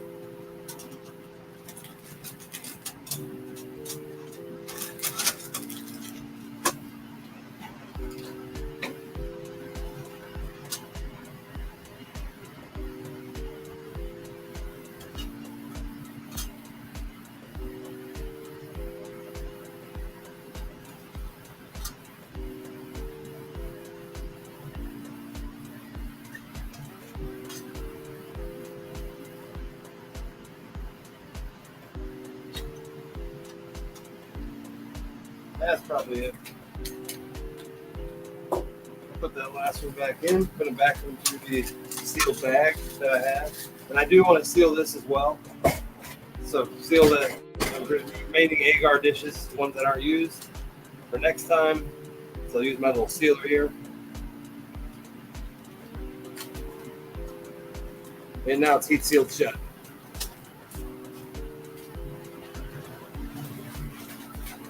Like I said, I buy the agar dishes by the 100, so I'm probably need to order some more. I'm kind of running a little low. I do not make many of them. I probably do this once a month, if that. So it's not something I do often. What's going on, Joe?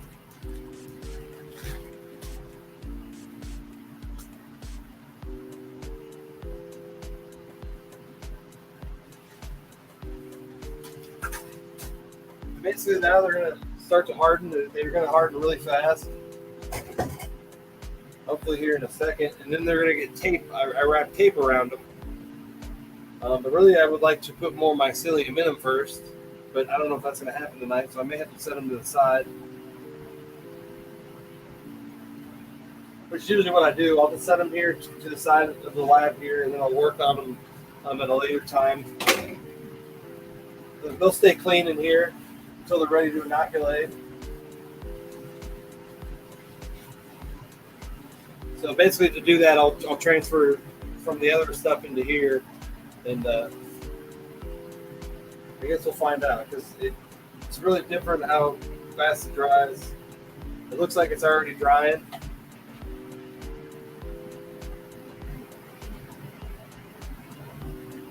But there's still liquid in there, so we'll let it sit for about 30 minutes.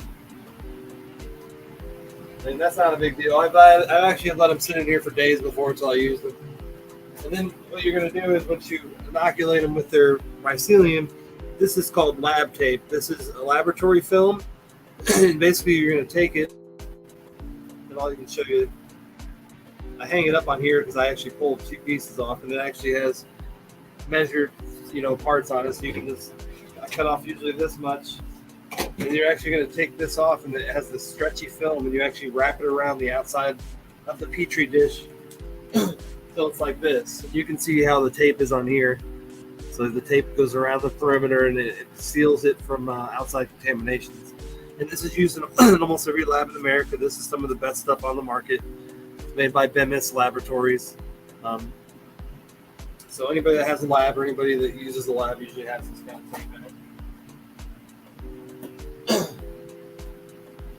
Lasts you forever too. I've had that roll for like 2 years, and I think it comes in like 500 feet, so it lasts you just a lifetime.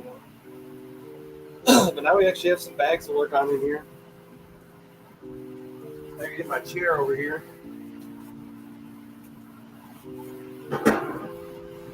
And we have, as you can see, a whole bunch of bags. This is my sterilized shelf.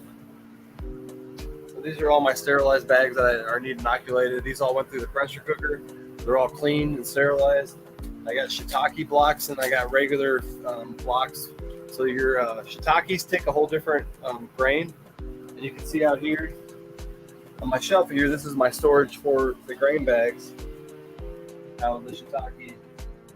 These are all shiitakes up here, and then I have my oyster species down here. So that's why I need to fill the shelf up. The oyster species usually take 10 days. These shiitakes have to sit here for 2 months. And actually, you can see that one up there. You can see that one is ready to go. It'll actually start to turn brown. She's ready to go into the fruiting chamber. This one right here still has like another week. And you can see how it actually makes like this popcorn substance. It looks like popcorn coming out of the bag. And that popcorn will actually start to make enzymes as it prepares for fruiting. And as I refer to fruiting, means it's going to grow mushrooms. So it'll start to look like popcorn, or like the side of a brain, and then it will turn into that color in another 3 or 4 weeks. So these take a little bit longer, and that's why you pay more for them at a farmer's market, because they take longer in my lab, in here. So obviously you're going to pay more, and they taste better. And any mushroom that actually takes longer to grow has a lot more nutrition anyway. So mushrooms that grow fast have the least amount of nutrition compared to mushrooms that take longer to grow.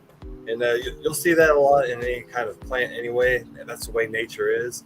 Some of the most beneficial plants to our health are ones that take longer to mature, like the shiitake. And then you have your other oyster species here at the bottom, which they do this in about a week. So this one's ready to go. And you can see it has a date on it from the 2nd. So it's only been here for 8 days. That's how fast it inoculates. So this bag was empty 8 days ago, and now it's fully inoculated, ready to fruit. Got a few more in the back of some of the blue oyster species of mushrooms. And then we got some pink oysters over here, and I have a shiitake in the wrong shelf. I don't know who the guy in here that put the shiitake in the wrong shelf is, but it should be in the top shelf. And then I have a third shelf down here in the floor as I build more inventory. So this winter I'm building more of shiitake inventory, so I'm going to have a lot more room to fit them all, since they take 2 months to go. So tonight we have a lot of shiitake blocks. As we approach November, my shiitake inventory is probably going to triple. Not only because shiitake stores well, because it also sells well. I'm going to start to move it into restaurants a lot more. What's going on, Joe? Oh, it's saying good evening. How long does what take in particular? You have to say which one you're talking about because there's a lot of different things in here.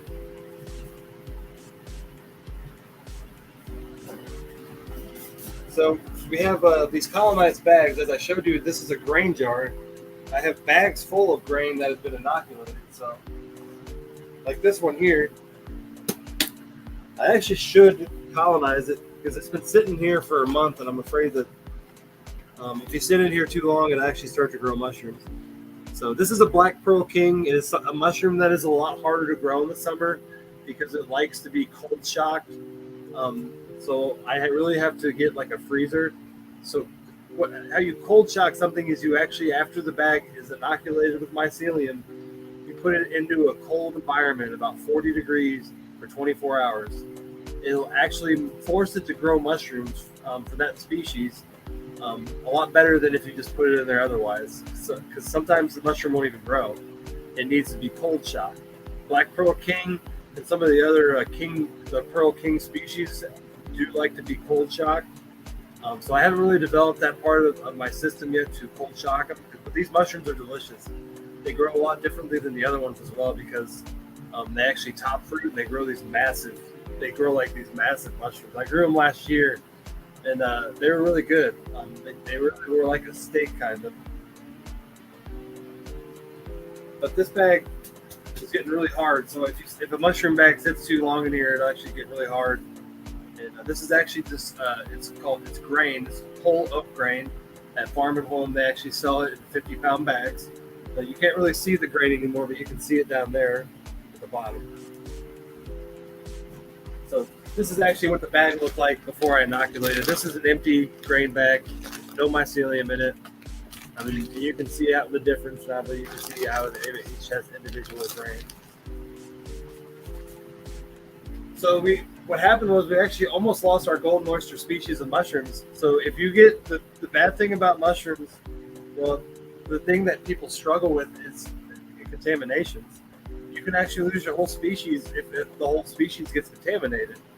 But I brought back the golden oyster from the brink. I had a mass contamination in June, and I haven't really had one since because I've kept the temperatures cool. It's really about keeping your temperatures cooler to avoid a mass contamination. And a mass contamination is basically when you come into your lab and all of a sudden you have maybe 20 to 30% of your inventory has a contamination. And I've had that happen. It's frustrating, and new mushroom growers get so frustrated and they give up because of those same reasons. And you have to fight through the contaminations. You have to learn new skills, and you have to evolve your method of doing it all. And that includes doing what I do, cleaning your hands and buying really good quality gloves, and not reusing gloves. Make sure you throw them away after. Don't be cheap. But tonight we're going to do the shiitakes, and we have a bunch of shiitake bags ready to go. And we also should probably do this blue oyster because it's getting old. And now that we know, another good thing is I have not grown man, this thing is funky looking. Look at that. So this is pink oyster. It always looks weird. Bottom's pink, top's yellow. You got some brown in there as it ages. So that's why I don't like to keep it around much or too long before I use it. So we're going to use this tonight. Now that I've learned how to grow the pink oyster a lot more effectively, I can actually start growing more pink. Because a couple months ago, I almost gave up on it because I was struggling to learn how to properly fruit it. And like I said, it grows like a flower, so you want to fruit it off the top of the bag and then make it sprout up. And I believe that's because it's a tropical mushroom, so it's used to having a lot of water, and it likes to collect the water in its little cup it makes. What's going on, Lisa May? How are you doing tonight?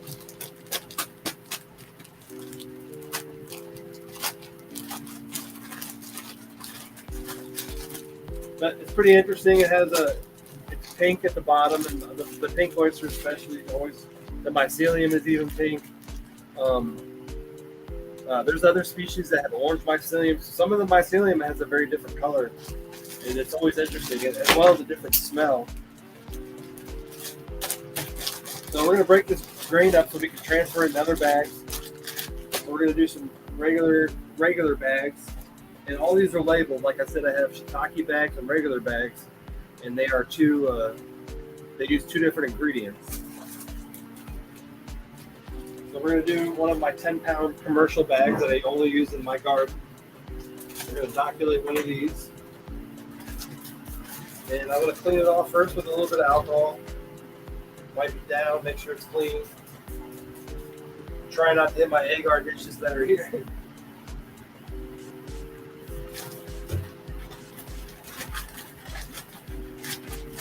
And I'm just going to clean it off. Flatten it out a little, make sure it sits up straight. And we're going to clean this bag off too. We're going to open this bag up so we want it to be sterile as well. And what's in this container is just 70% alcohol. I also have another one here full of peroxide, which is helpful as well. Peroxide does kill bacteria too, but not as good as alcohol. And we're going to make sure we clean off our scissors that we're using. Could be shit on there as well.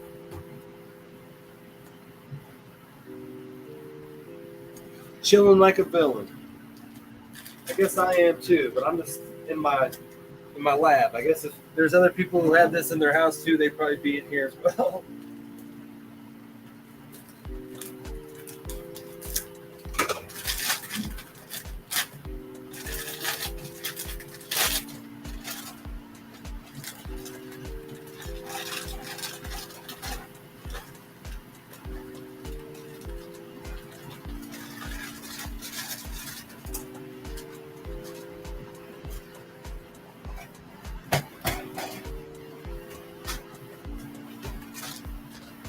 I need a bigger table.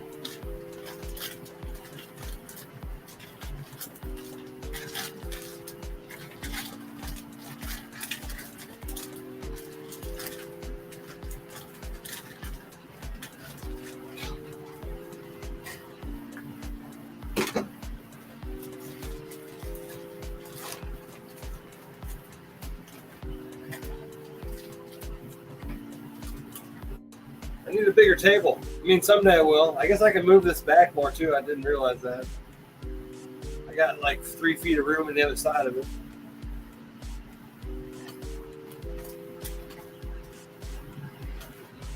I'm not used to having agar plates here as well, so they're kind of taking up a little bit of my 6 inches of my room. And we're just going to double seal it. This is just a sealing machine.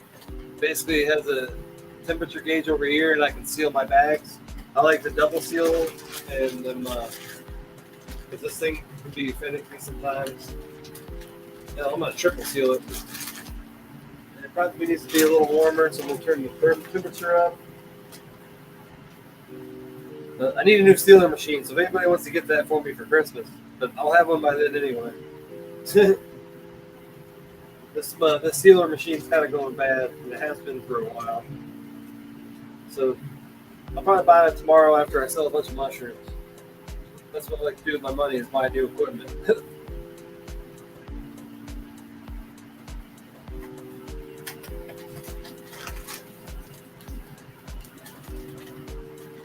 All right, I think we got a good seal. We'll put that aside so I can make some more, and we're gonna make. We also have our small bags here. So this is my small 4-pound bag, and this is what I sell. I can ship these.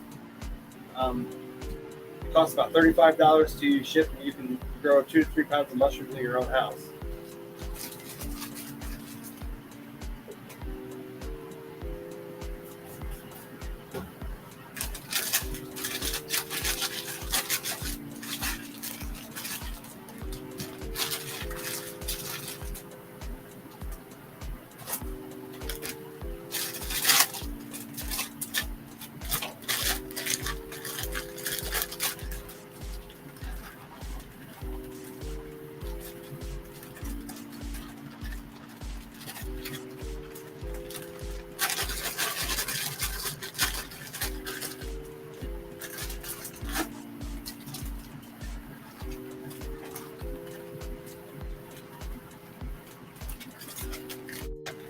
And there's actually mushrooms in there that came out.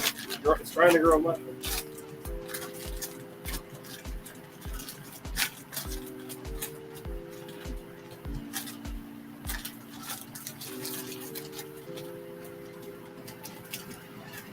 So what happens is it tries to grow mushrooms in a bag it shouldn't. It actually thinks it has all the proper nutrition, but it doesn't have the right stability because a mushroom needs stability to grow. So it actually tries to grow a couple mushrooms inside the bag, but then they die. And almost every species of mushrooms will do it in the lab. It actually even grows mushrooms in the petri dishes. See it here. Look at all those mushrooms. So they'll actually grow mushrooms in the petri dishes as well. It's wild. Mushrooms are crazy wild. They do so many amazing things. All right, and we got to make sure we write. We got to write what's in here so we know. We got some brand new black markers to write with. And we're just going to write Pink Oyster PO, and we're going to make sure we put a date on it. We want to know the date it was made. Just like that. So when you buy a bag from me and you see that, you know I signed it.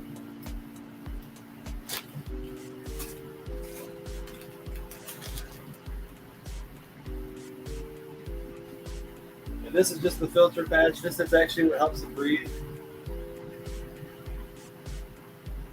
Oh, I got it wet. Got the marker wet.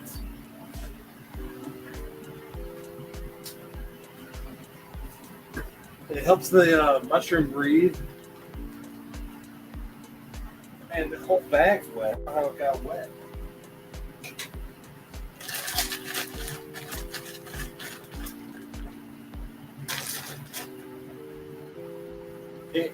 Write on it with a wet marker.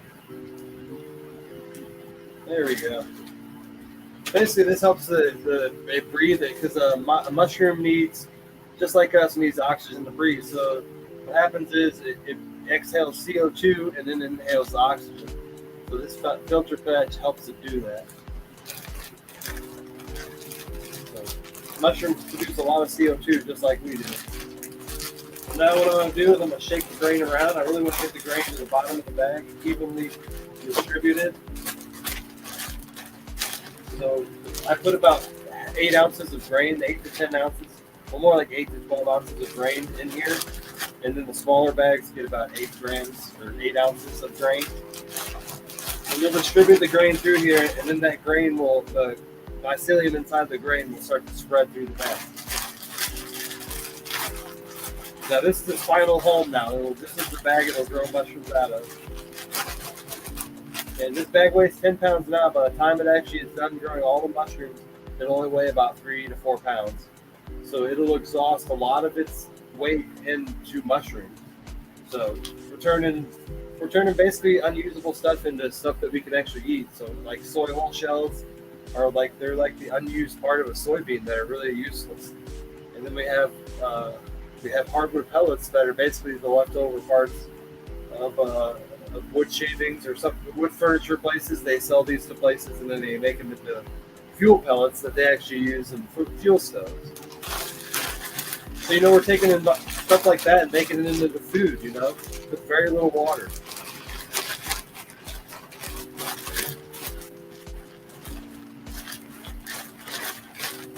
There's very little water in here. It's amazing how much this produces in mushrooms, how little water you put in it. That's why mushrooms they're the most conservative thing to grow in the world by far.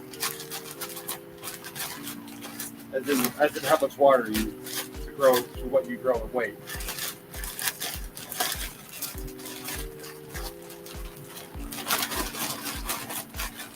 So it's nice and shaken now. Now we're going to make sure all the grain is hidden inside the bag too. We can be kind of violent with it. Now it's nice and good. We're going to push it down. Now I want it to be a little more compact.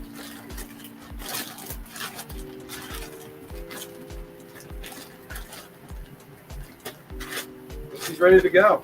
she's going to go on the shelf now out there and produce mushrooms.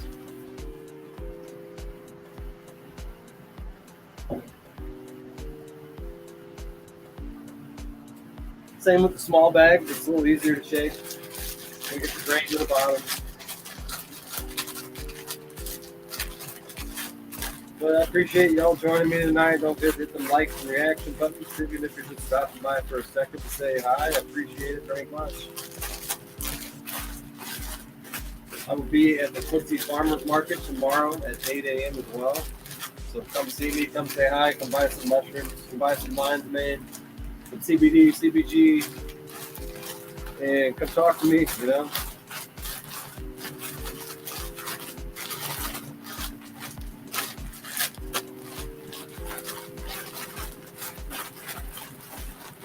And that's in Quincy, Illinois, West Central Illinois, if anybody didn't know.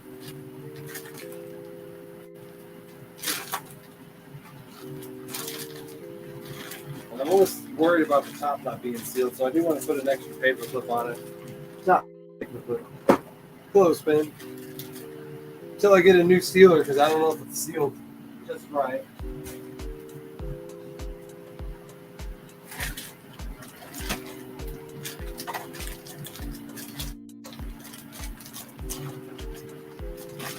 But then we'll seal that back up. That's all the pink oyster we're probably going to do. Like I said, I don't grow too much of that. And so we'll seal the bag back up and save it for the next time. But we need to do some blue oysters, and we need to do a lot of shiitakes, which I have. I'm going to find the oldest bag of shiitake in here and use that one.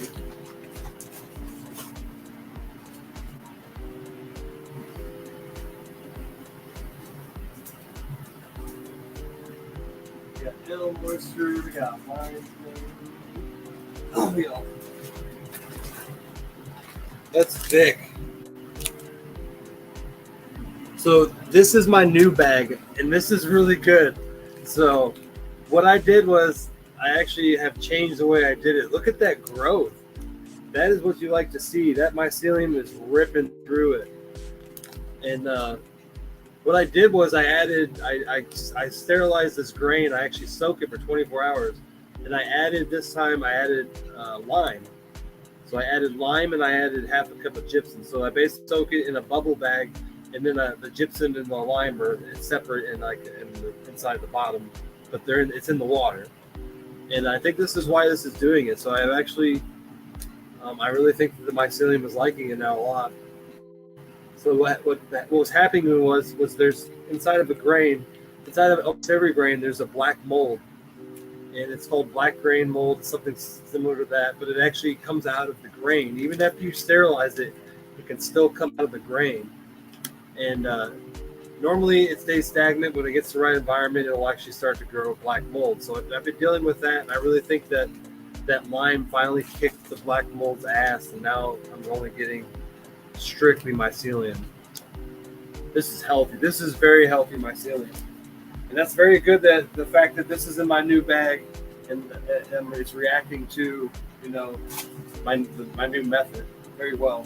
And I have so many bags down here that are all doing the same thing. So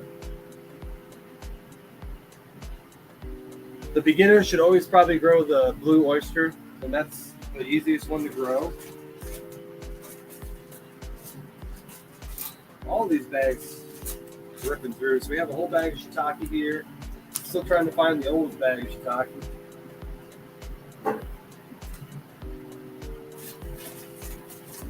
And it looks like it's probably this one. Although this one's a week older, but this one's got more colonized grain. We'll go with the older one.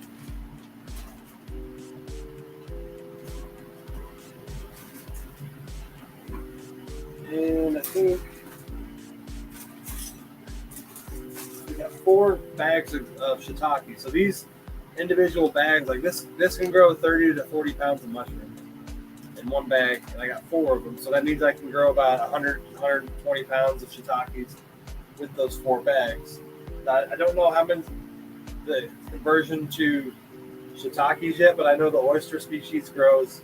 Like one of these bags will help me produce 30 to 35 pounds. So I think we'll use this shiitake bag, and what we're gonna break it up.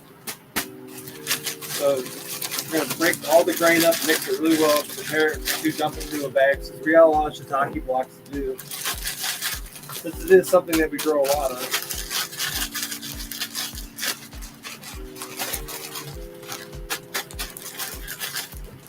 And it really is already broken up really well. So each individual grain now has the mycelium on it. It's like its own seed inside of the other stuff. See how that agar is doing.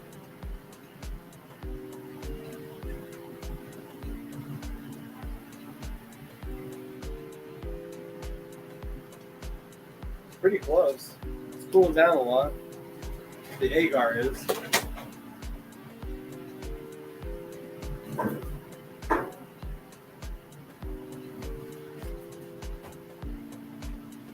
But I don't think it's ready to go yet. So we'll do some shiitakes, and these are some of the shiitake blocks. Look the same as the other, but they have different ingredients in them.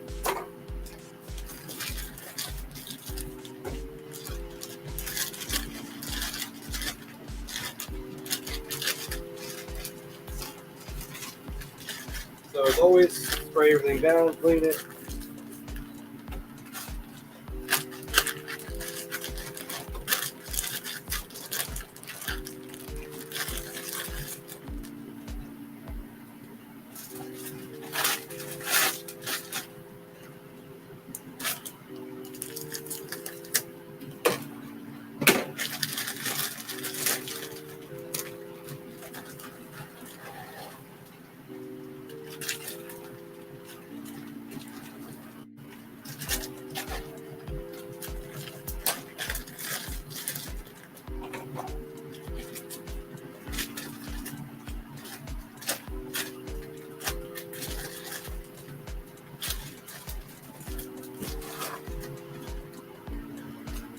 A very healthy shiitake. It smells really good. So all the mycelium has an odor too, and it smells really healthy. What's going on, Don? How you doing?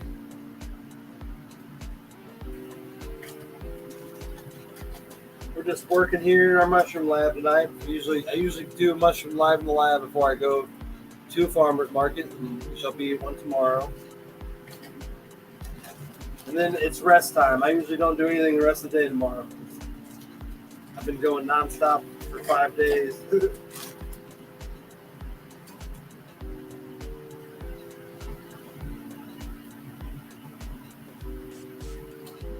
And we're just sealing this bag up now. This is a shiitake strain. Shiitake mushroom we're working on here.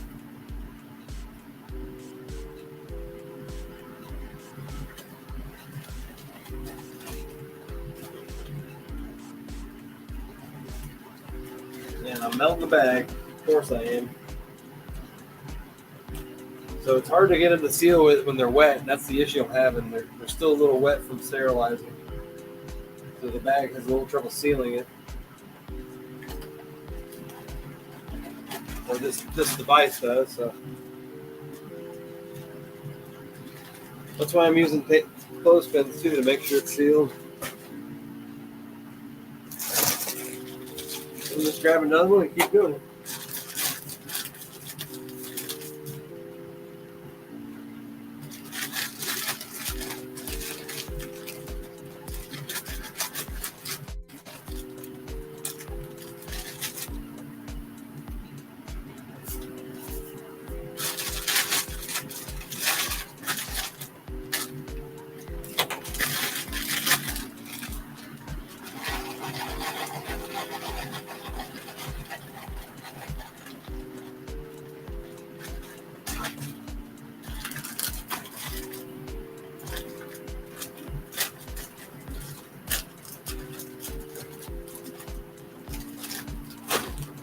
Oh, about lost the bag off the table. Another thing is too, the more grain you put in there, the less chances you have of contamination. So, because the faster it colonizes. So that's another thing to do. But you also don't want to use a lot of your grain because you want to conserve it for more bags. But the more grain that you do put in it, the better the higher chances you have of not having contamination, because it will colonize a lot faster.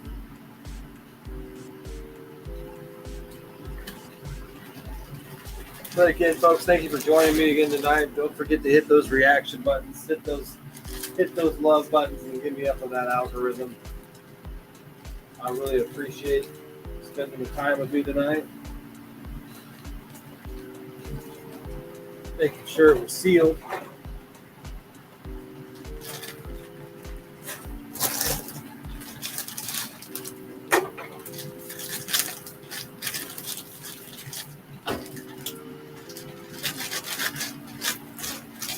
And we're working on some shiitakes now, the famous shiitakes.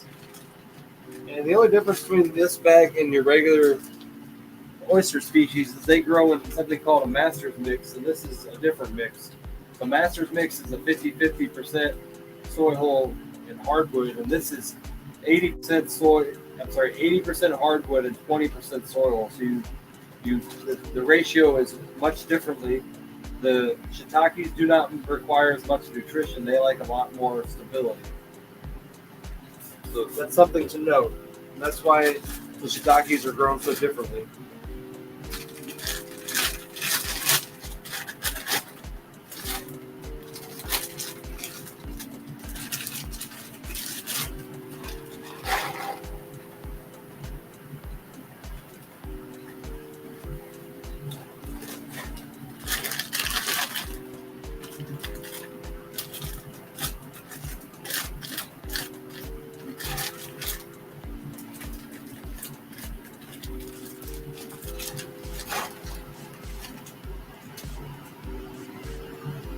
And we got another bag sealed. I think we got, there's like 6 or 7 shiitake bags down here. Might as well do them all.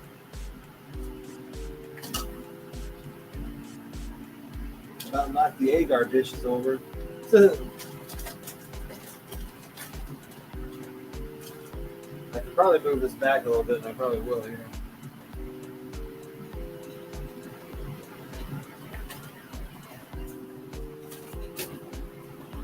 A little more room.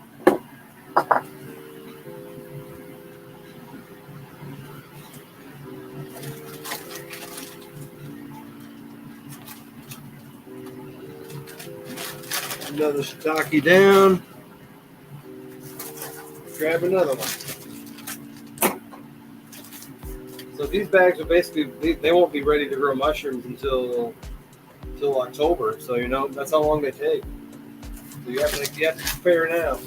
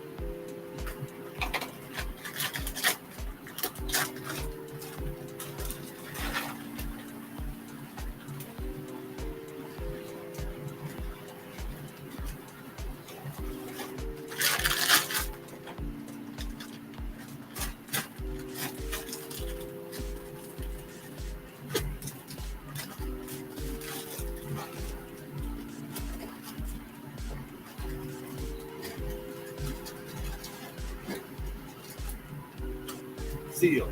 And again, I don't really talk when I have a bag open, if you don't notice, because I don't want to breathe into the bag. Sometimes your mouth has the most germs. So you don't talk when you have a bag open, then you don't risk, blowing something into there, which is when it's the most vulnerable.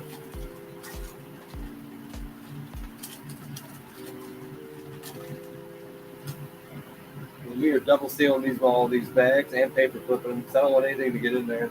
So I get a new sealer. Since the sealer's being stupid.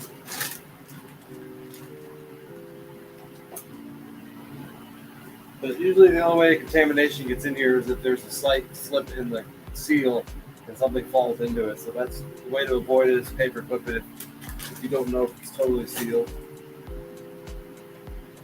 We do have one grain bag left. What we probably want to do is transfer shiitakes into here. And we have enough of everything else. I'm just looking at my inventory. We got some lion's mane, elm oysters, blue oysters, golden oysters.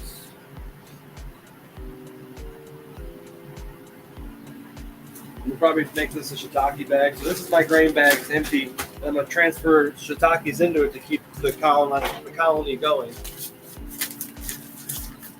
So we're basically just dropping it in, and the colony will continue to grow in here.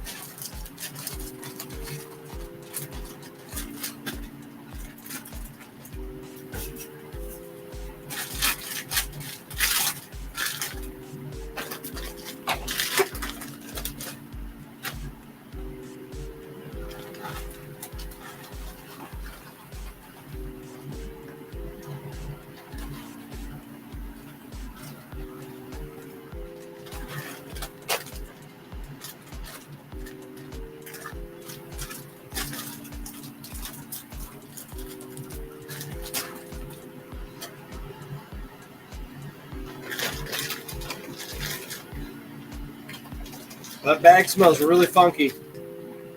And I might write that on there. I don't see any contamination in it, but it definitely smelled. It smelled like something's starting to grow in there. And sometimes it does smell weird. This because this grain started to. Can't think of the word. Basically, the grain started to break down and grow bacteria. But I don't see any in here, so it's just got shiitake in it now, but it just smelled really weird.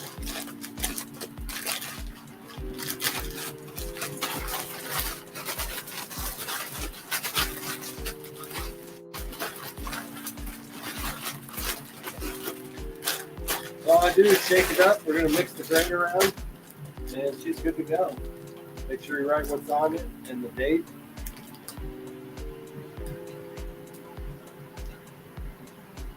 811, and we just write SHI for shiitake. And then we got enough to do one more bag, it looks like. Of shiitake.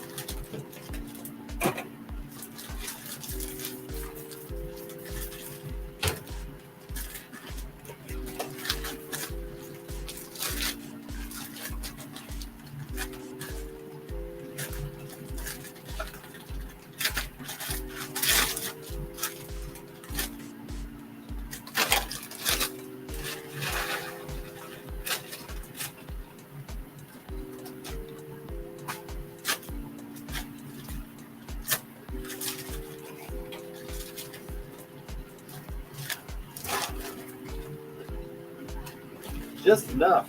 Filled the bag up perfectly. So now I got 5 shiitake blocks. That's probably enough to grow 20 pounds of mushrooms. If not way more than that. I don't have the proper calculation of what each block grows in shiitake yet, but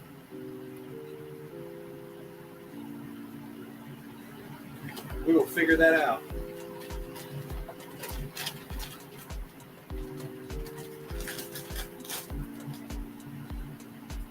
Now we're ready to do some shaking and baking here. I'm just going to get the grain.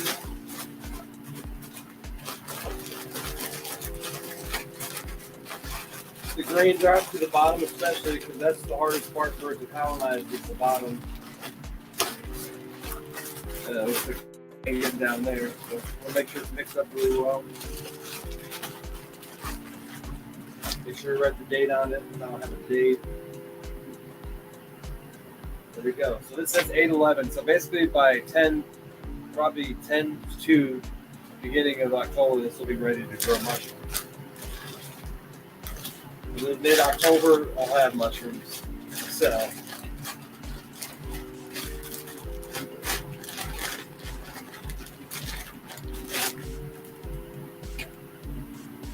And now she's ready to go on the shelf.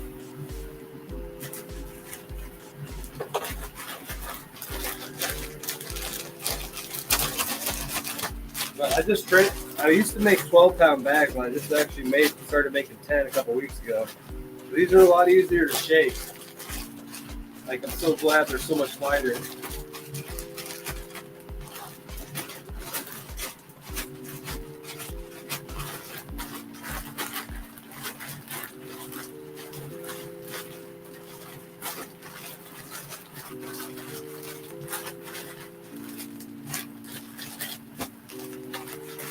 But they're so much easier to shake, especially when you have to shake them like a baby.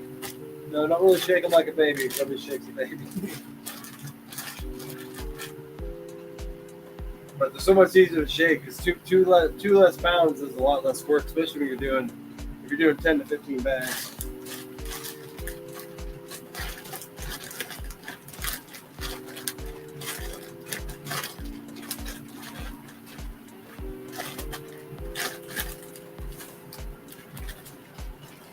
Then we're just gonna put our paper clip on it again, and now I'm getting a little too much stuff in the way. I need to put it on the shelf outdoors.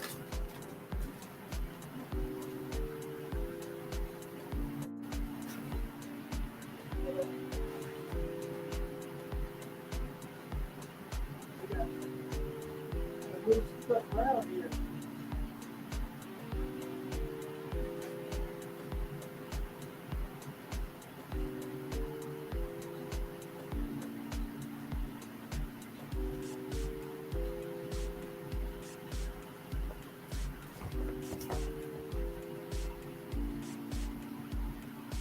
We got a lot of shiitake blocks out there ready to go. It's getting busy. Well, not ready to go, but ones that are sitting on the shelf. So I really want to fill that whole shelf up and then start filling the bottom up too. Eventually, I'll have a whole tent that's dedicated to shiitakes. It may actually be this tent we're in now once I build a bigger lab.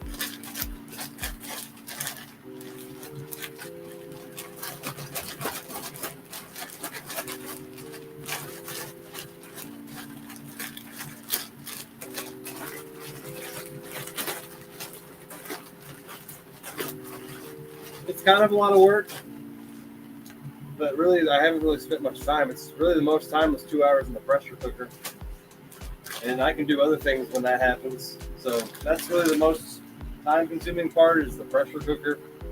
Other than that, I can make 10 of these bags in an hour. I can make them, and then I can fill 10 bags in an hour. So that's 2 hours of really labor work, 2.5, and that'd be 10 bags. That's enough to produce 40 to 50 pounds of mushrooms. So there's a lot of mushrooms over for just 2 hours of work. And as I get my systems better down, I'll be able to get that number way down, especially when I'm able to sterilize bags, like 50 bags at a time instead of just doing 5. So then I'll be able to sterilize like just once every 2 weeks, and I'll have enough bags to do for 2 weeks, Really, it'll be about getting equipment and then spending less time doing mushroom farming, which that's the way it is. You just make your systems better and then make them faster, which is what I've been doing the whole time. Every month I get faster at doing something, and because that's what happens when you learn, something, you get better at it. I was really slow when I first started, but some of the stuff took me 6 hours. Now it takes an hour, because you learn and you become efficient at it.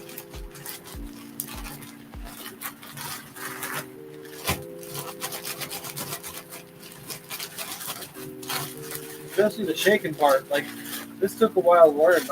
You can watch YouTube all over. There's no technique about how to shake a damn bag properly. So you gotta have to experiment how to get the grain down to the bottom. And I finally got this technique, where I pull on the side of the bag and the grain falls to the side.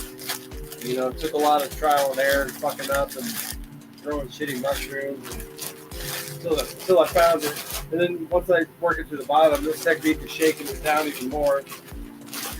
So then the final shake is when you just give it a good shake. So learning that technique really helped.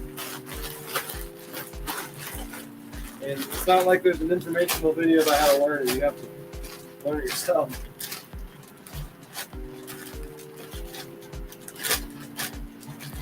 and then compact it down with a nice tight block. Because what's going to happen is the mycelium will take over, and it's going to harden the block and kind of suck it in the nutrients, and it's going to be really, really hard block as it does that. And then it's going to eject basically mushrooms out of the hole in the side of the bag. So that's why we kind of compact it down. We kind of want to already to that point where, because we want it to be nice and tight when the mycelium grows.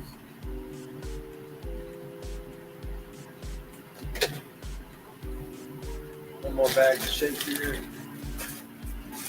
Plus, usually when I'm not on a live feed, I do this a little bit faster. But since I'm explaining it, kind of slow down a little. Perfectly fine with doing it. So you can see how that whole side's full of grain. It's dropped to the bottom already. So now I'm just going to work it to the bottom even more by pushing it up, dropping it down.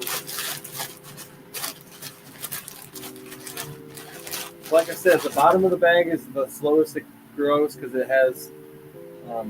doesn't have as much oxygen as the filters on the top of the bag. So you want to have that grain down there to help it spread more.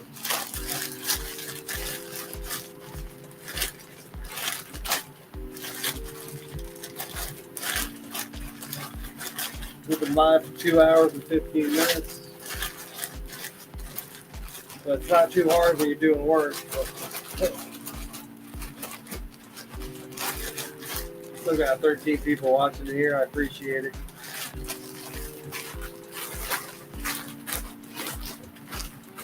"13 people from 5 Facebook locations. Where are most people coming in at? Misfit Island. Got 7 people over in Misfit Island. What's going on, you Misfitters?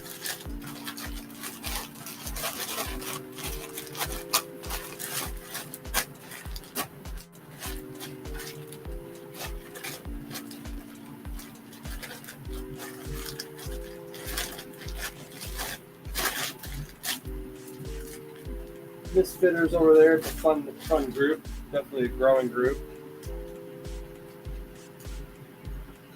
Trying to put in some good content over there as an admin. So if you are a member of Misfit Island, go over there and like them. Just search Facebook Misfit Island and you'll find their group. Hit that invitation button and we'll get you in there.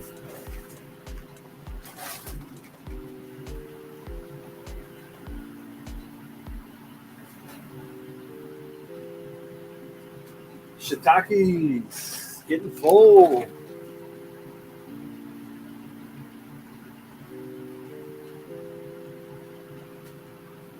Shiitakes getting full. The shelves are filling up. There's still 3 shiitake bags in here to do. I'm not going to do them tonight. I'll probably do those Sunday. And then we have a bunch of regular bags, as I call them, regular bags, the ones that do my oyster species. I do need to do some blue oysters. But I also wanted to show you something else. But I haven't done it in a while.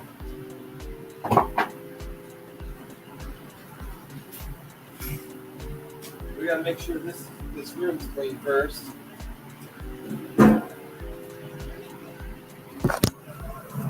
Because we're gonna do it kind of in both rooms.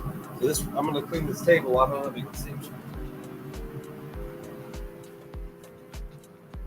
But we have bleach water in here, and basically you just make sure this room's clean. And I have a rag here.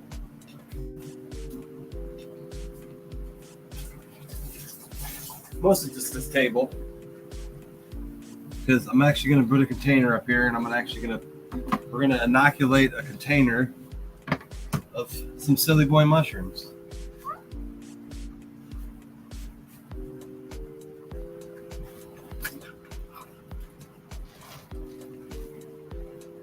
And it is done way differently than all the other species. Just trying to move all this stuff. We have one container in here that we can do it with. I don't know where my other containers are.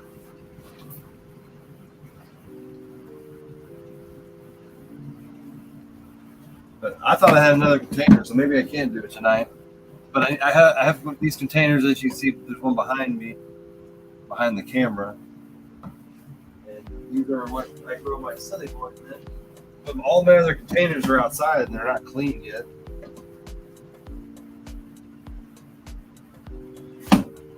That sucks. I do have that container.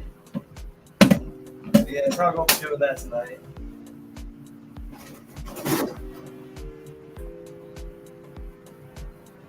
I swear I had another container somewhere, but let me go look real quick and see if I have it somewhere else.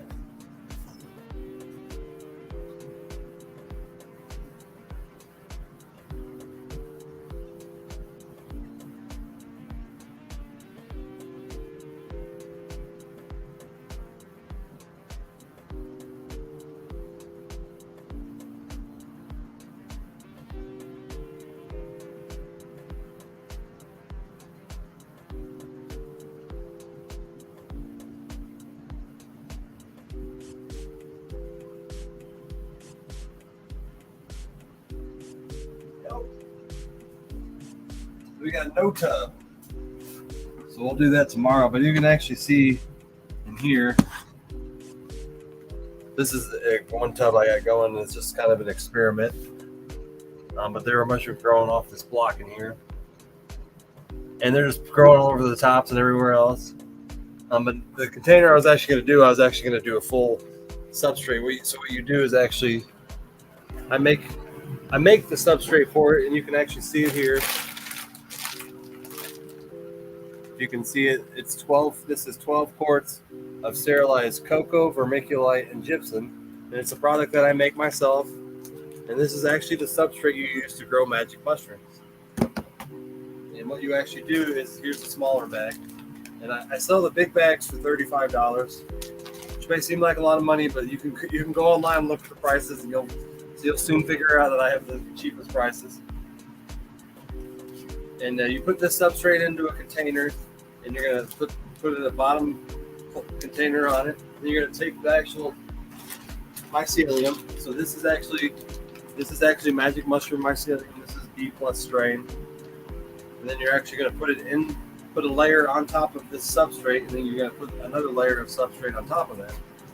And what happens is the mushrooms will inoculate this substrate, and then eventually, like 2 weeks later, you'll have pinning on top as the mycelium starts to spread through the container. And this is the method you use to grow cytosol mushrooms. It's the only way that really works well. And although I'm experimenting with some bags, but the reason I experimented with the bags a little bit because I was having contamination issues during spring hit. But I've corrected that now with a little bit more cleanly in the lab, and now I have the side room, which is very clean as well.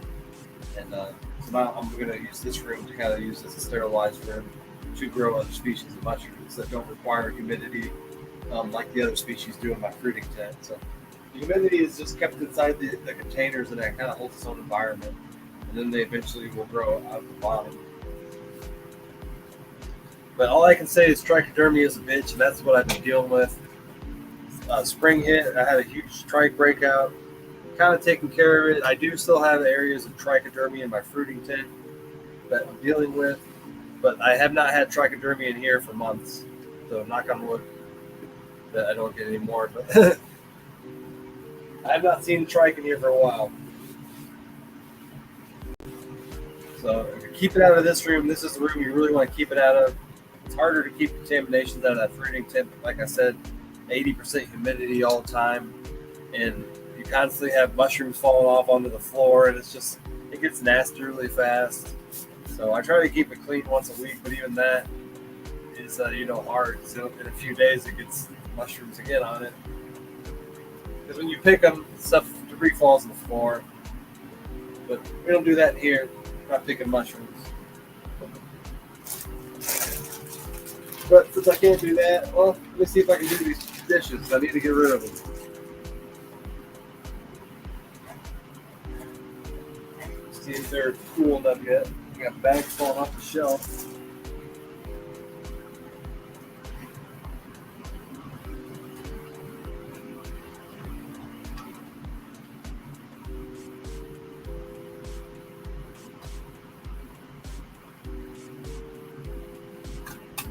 I think they're cool enough to do my ceiling work. So this is basically we're going to clear this off and do something completely different now. So you don't need the sealer. You don't need the clothespins. So now we're going to do my ceiling transfers, which are done with a little bit different equipment. I use the smaller tools.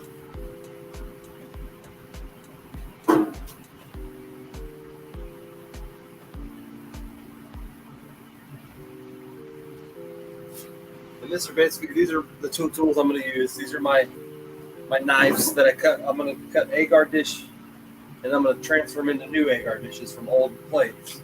So these need to be really clean. I'm going to sit here and put them on a towel and just spray the shit out of them. The best method to use is heat clean sterilization, but I don't have that down here right now. But that would be a next upgrade. But you can just soak these in some alcohol and peroxide.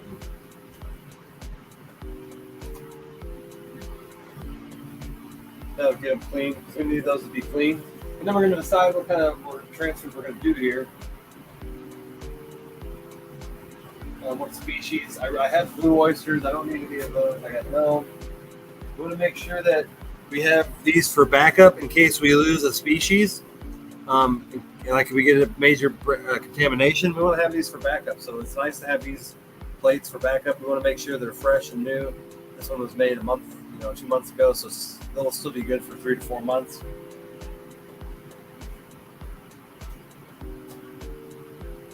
See, we got some older plates here. These are 6 months old. They're still good too.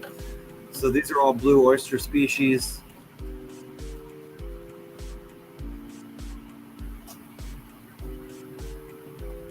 So we're going to go through our inventory and really see what we need to improve on and what ones we're missing.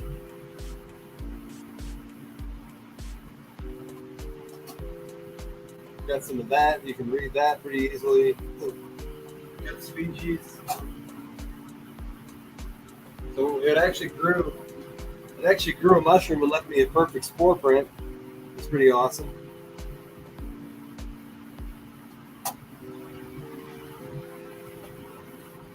Some of these have been here for so long that the mycelium has actually died pretty much.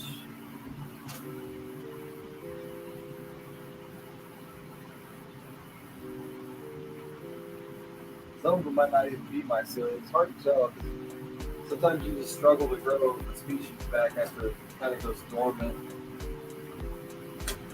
And that's what I'm trying to do here. I have some.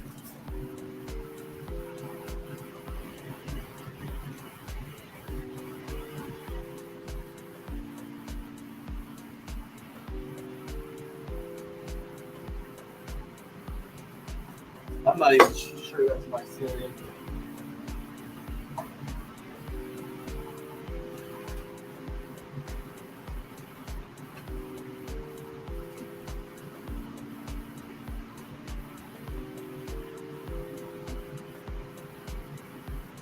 Trying to do some transfers. I'm trying to find the best one to transfer. It's hard to tell.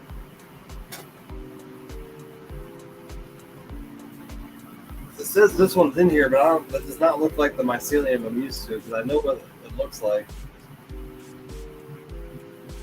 So I'm scared it might not be the right mycelium. Something else grew in there.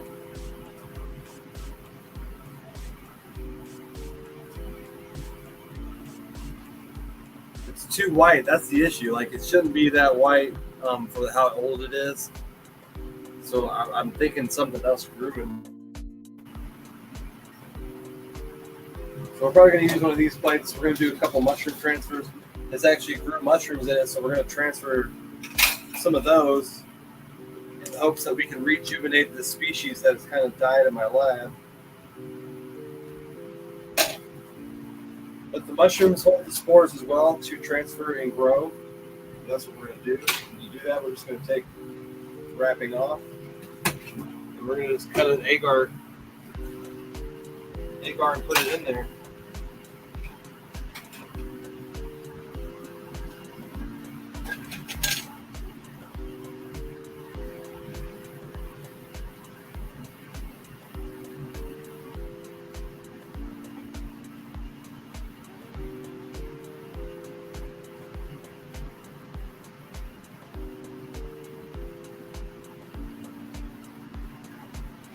When you're transferring chunks of mushrooms, you kind of want to keep the mycelium out. You just want to transfer the chunk.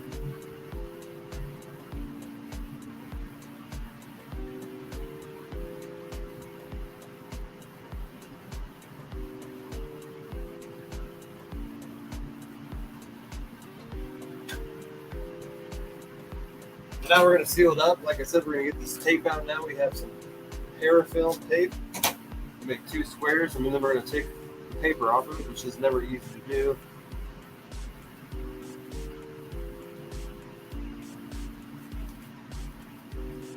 It's usually not this hard. There we go. So we're going to put the paper off, paper on the ground.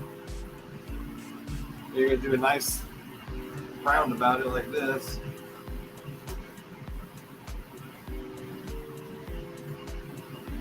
And then it's sealed. Nice and sealed. And then you're going to write what's in it as well. You're going to get another. I have 2 of them, so I need to get 2 of them.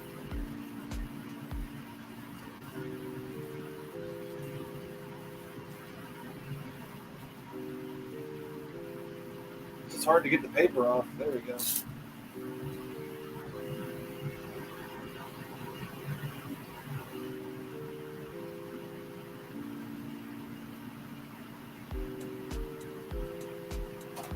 And I also want you to write how I transferred it.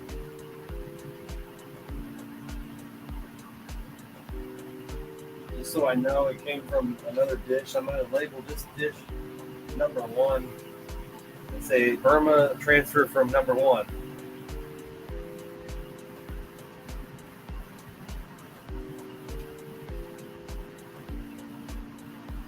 Then we're going to write the date.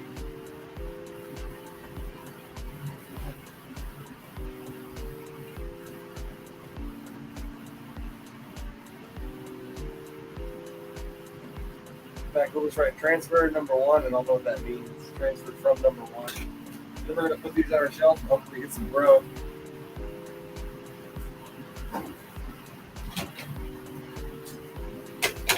Then we're going to wrap back up the old Petri dish just in case we ever use it again. We might.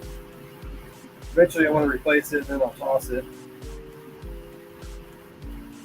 Because the mycelium is still on it, but it's really stagnant right now. It's not in growth mode. It's kind of, so I have to rejuvenate it. So I'm gonna spend most of my Petri dishes on trying to rejuvenate it. One of them will take off. Man, this film is being ridiculous tonight. It's really not this hard to release the film.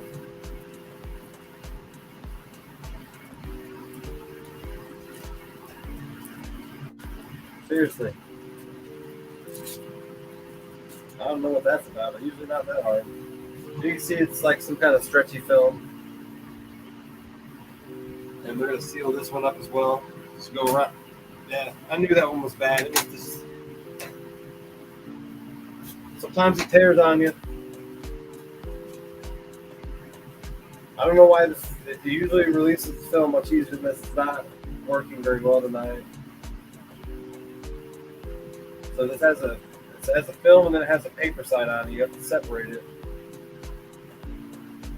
My gosh.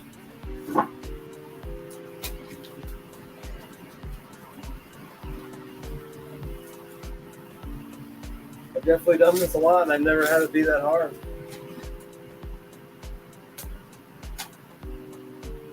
And tore that one too. Come on.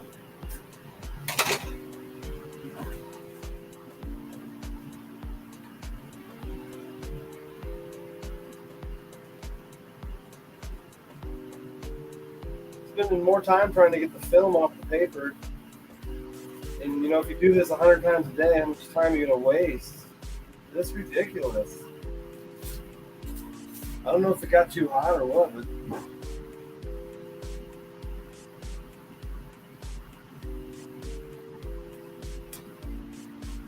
I did it again. Jesus.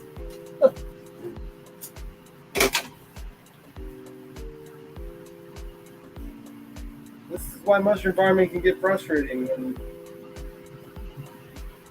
something like your own film is not working properly.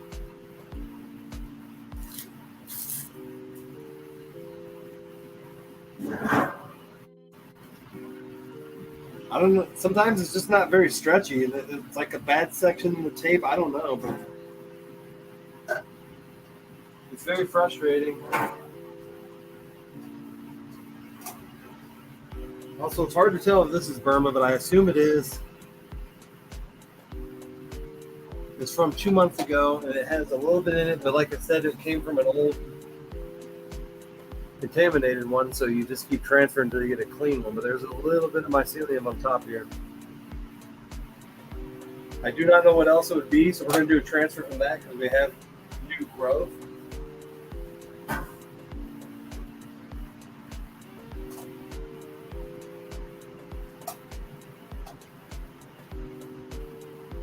Other than that, none of the other ones look very good. This one is weird looking. Probably not good. Need to throw that out.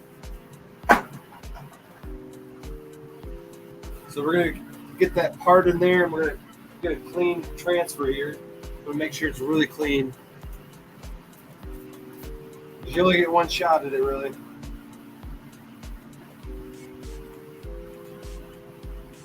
Yeah, Blackbird produce bags, and you can't separate them. Maybe I'll look up online. Sometimes those silliest things are like, how do you separate paraffin film? That's what it's called. Maybe I'll get a really good tip. Maybe you're like supposed to put salt in your hands or something.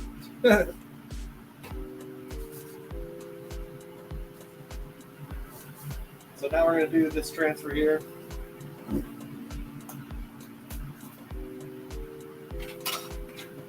And make sure our cutting device is very clean.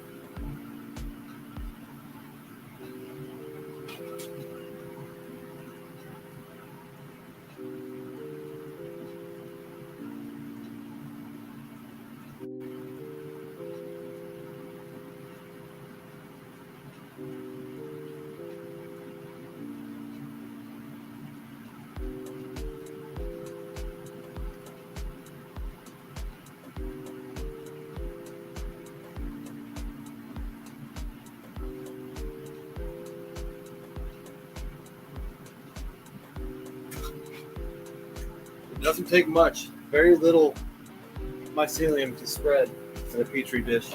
I literally just scraped a little off and then transferred it.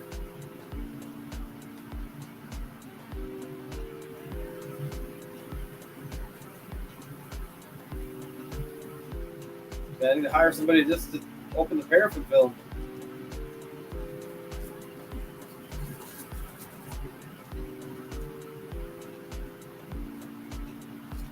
Never seen it get that stuck.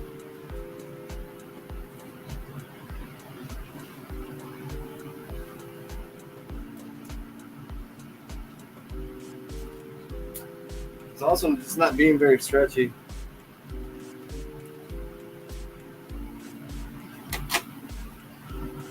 Definitely struggle town tonight with the film. Come on.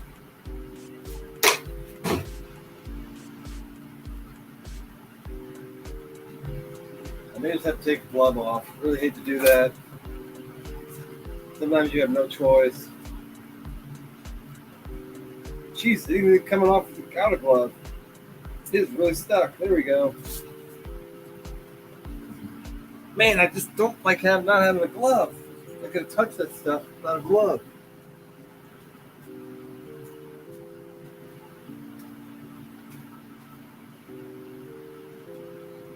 Maybe try the other one without a glove. I don't know. This is just frustrating when the film's not working right.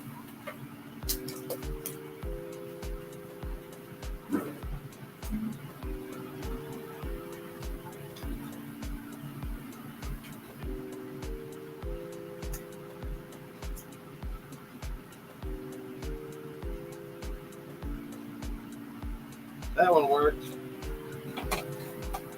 So apparently when you're too rough with it, it tears easier. But the film is just not separating.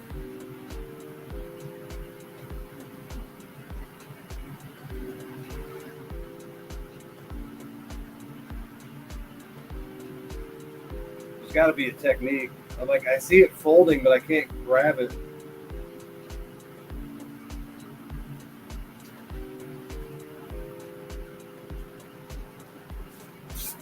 takes 30 seconds. I mean, seriously. It's going to spend 80% of my time and I just cracked the dish.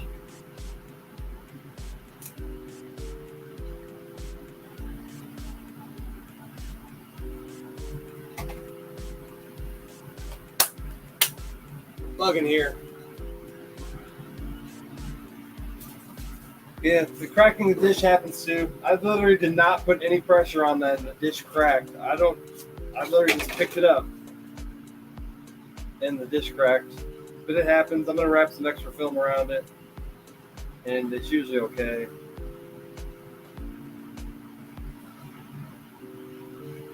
I'm on the struggle bus tonight with these dishes.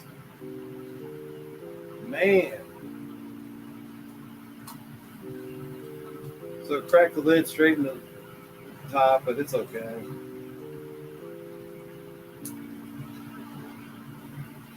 See what happens.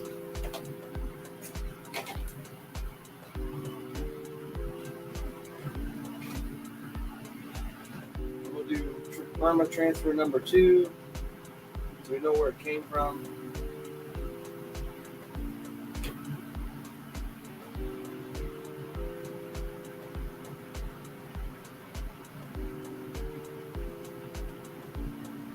I just hope this film starts working better. That is frustrating. I've had this thing up here for almost 2 years. I've done in here and I've never had that issue. Well, that one came off easy. I got lucky.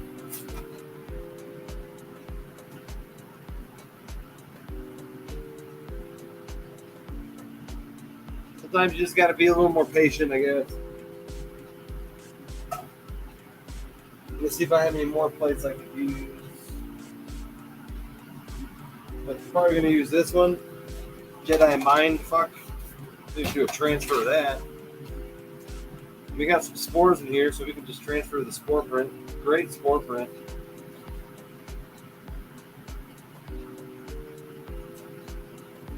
This is months old. I need a newer agar plate.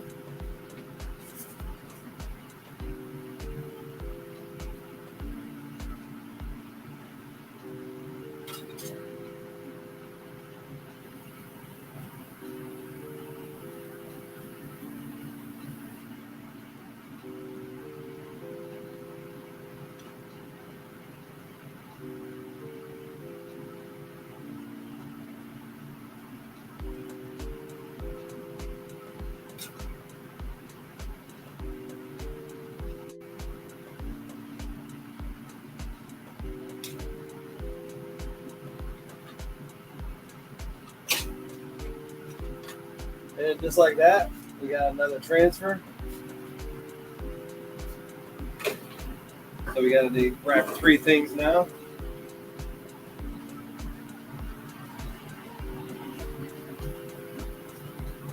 I'm going to get this down. I'll figure it.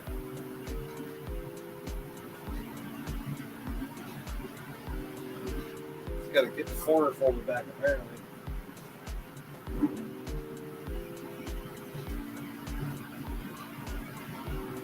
The highs and lows of gardening. How's everybody doing tonight? I haven't checked comments for a second.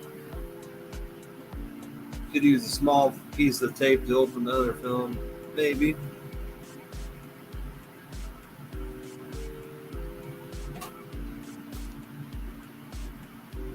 There's a technique to make everything easier, though. You just got to figure it out. I think if you fold back the corner, yeah, this might be what it is.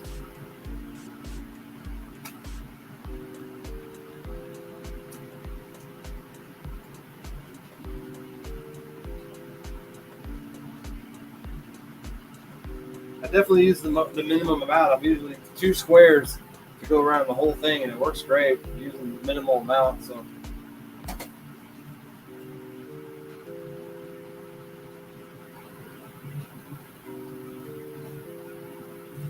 That might be what it is. Just grab the corner.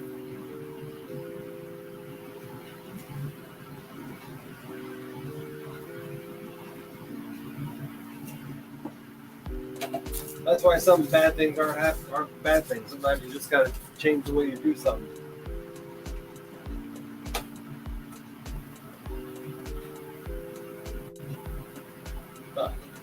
fan started making weird noises. It sounded like somebody talking.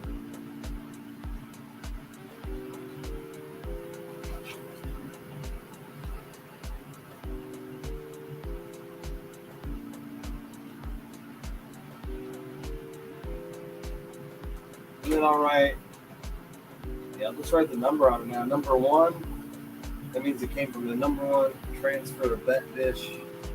Then we know where it came from.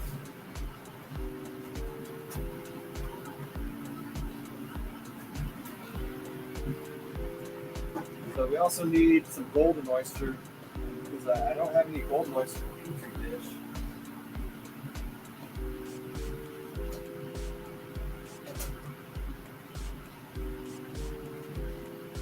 Pearl Kings looks dead too. I wonder if I can bring it back from the depths. Let's see any mycelium in it. Yep, there's some right there. We'll do a transfer of that. This Black Pearl King is a great mushroom. It's just not much mycelium in it. You can see this used to be a black blade. It actually fades into a lighter color over time. I think it was black. So this is a gourmet mushroom. It's a delicious mushroom. Grows really weird. I haven't grown it for a while because I haven't really had it around, because I need a petri dish of it.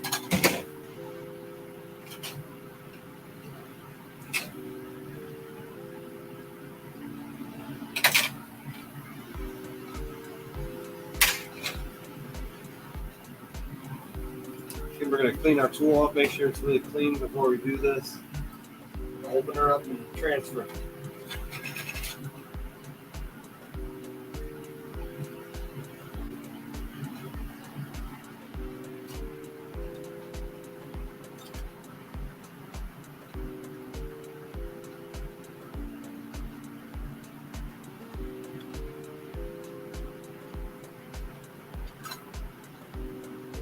And what I'm doing is I'm just cutting a little triangle around the mycelium, and I'm putting it in the other container upside down, so the mycelium is sitting on the other agar. So then it'll actually start to spread on that agar if everything works right. And it has to be able to have that detaching growth, and then kind of it takes off from there.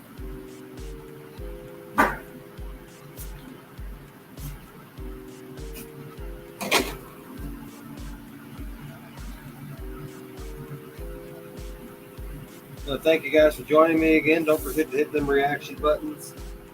Let's get that reaction up to 30 here. Got 28 likes. We got 13 people in here. Don't forget to hit that giveaway as well. We're giving away a pound of dehydrated mushrooms. You don't have to be here. I'll contact you if you do win. And we'll start getting some of these dehydrated mushrooms out for people to try.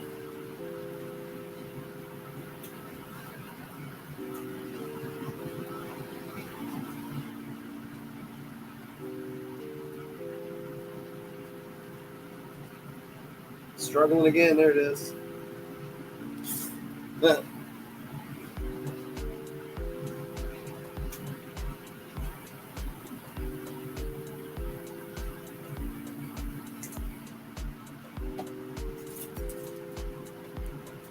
And you can see I usually just throw trash on the floor. There's actually a pile of it over here. Best place for it. We're going to wrap up the original disc just in case we need it again.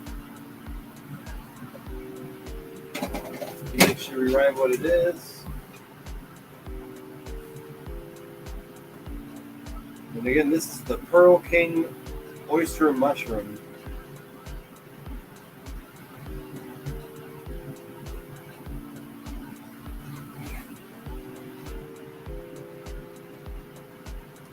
If I could, I'd bring a picture of that because it's a beautiful mushroom.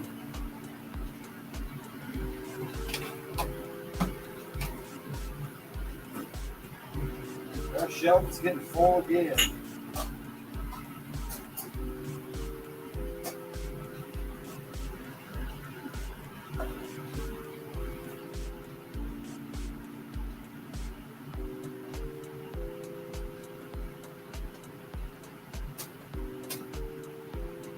And do a transfer of that as well. Got a little bit of my mycelium around here. This is months old, and what happens is it starts to go stale and die as well. So we need to do a transfer so we can hold it again for 6 months. And everybody knows this strain. This is called Golden Teacher.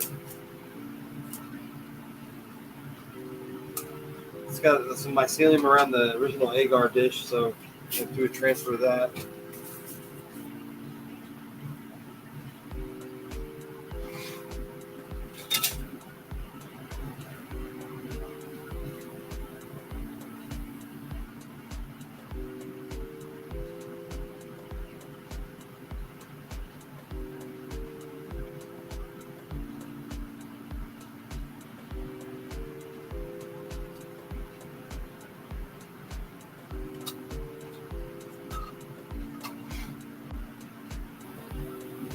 And hopefully it takes off growing.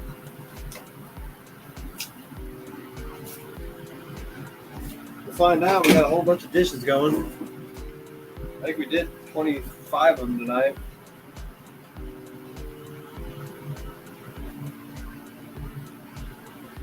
But when I do them myself, they're affordable, you know, because if I bought them off of somebody else, you know, I'm going to pay a lot more. So that's why I do a lot of them, because if you do them yourself, you can do, you know, a lot cheaper.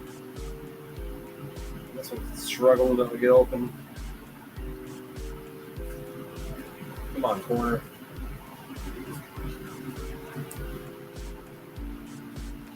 Now the corners are all of a sudden having struggle. I was on a good. I was doing so good there, and then there we go.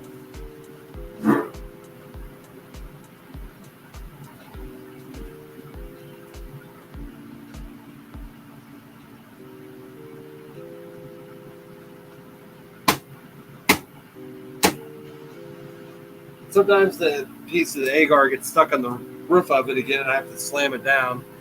It does happen.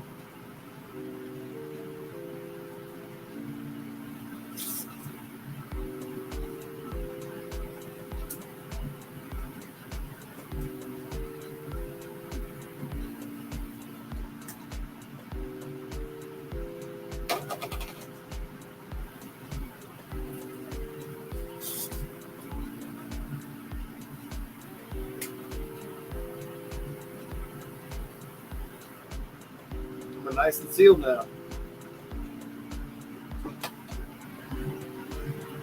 We're going to write again what we got in here.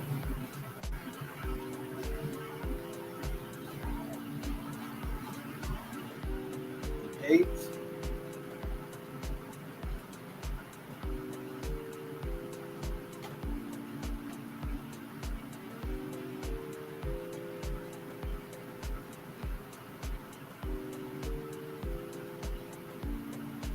Just like that. 3 more go on.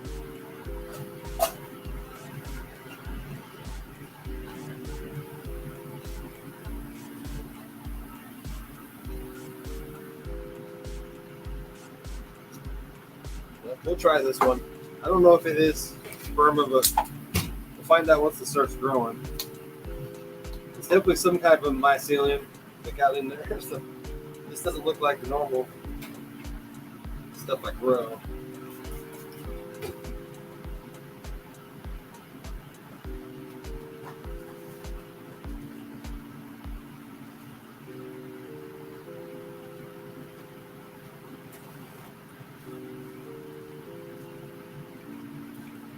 Oh, my rags are getting dirty. I gotta use paper towel.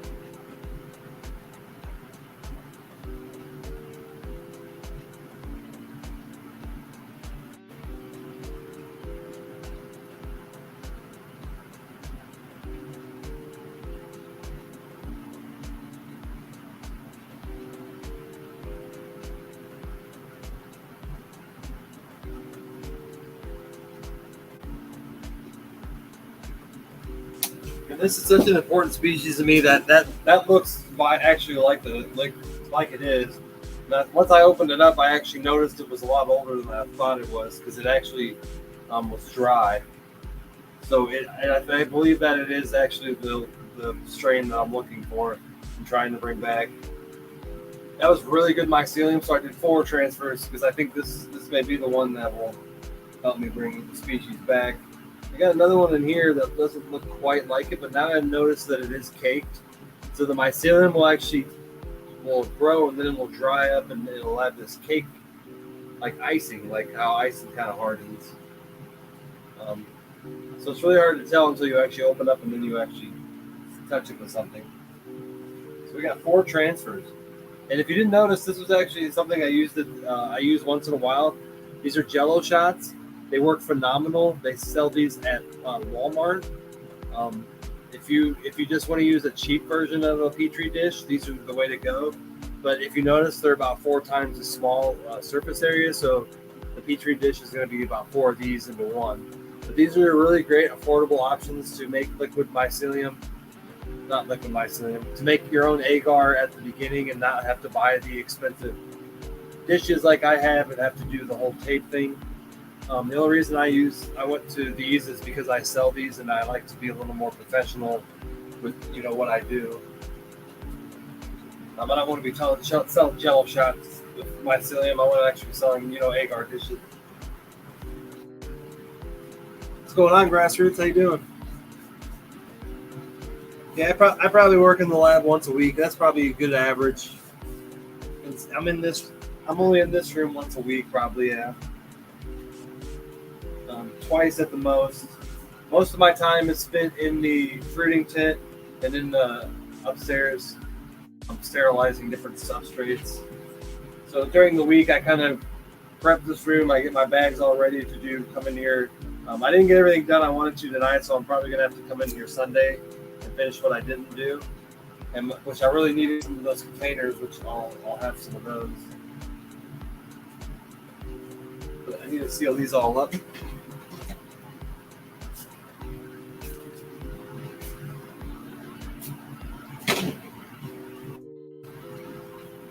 How you doing, Grassroots?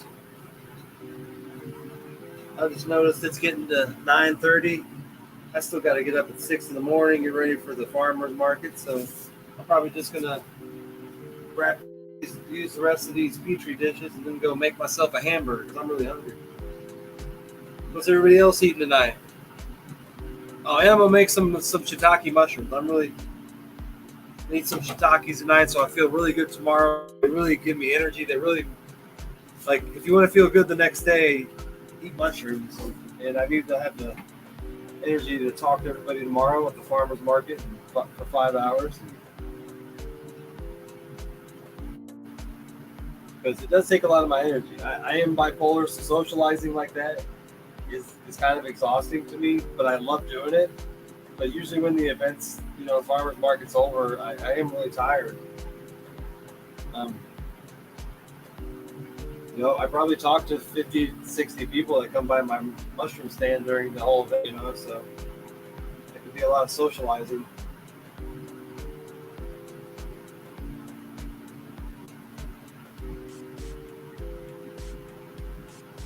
It's really weird, though, how you get tired. I think it's probably because I put all my energy into talking to people that, you can get tiring when you do that.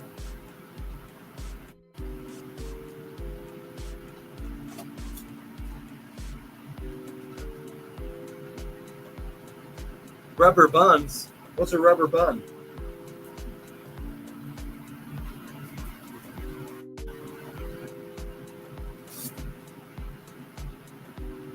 I still have all these Petri dishes to use, and I can't just sit here because otherwise they sit here too long. They get other shit in them. And that's even a fun thing to do. If you put one of these in your house, you can actually see what kind of grows in it. It's a great thing I'm going to do when I teach more kids. Like I said, next year I'm teaching some more children and high school kids and actually about mushrooms. And that's a great thing to leave them an agar dish, and they can actually see what what it'll accumulate on it, and what's inside of their own classroom. It's a great learning thing about the real world effects of how mycelium grows, and that it's all around us. Where did my marker go?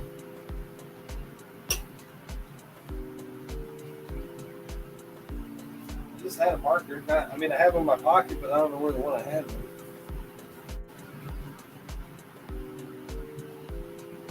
Marker just disappeared in the other universe. It's so weird when something just disappears from right in front of you.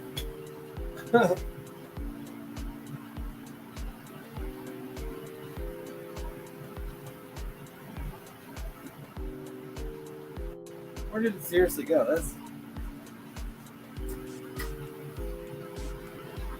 fall on the floor.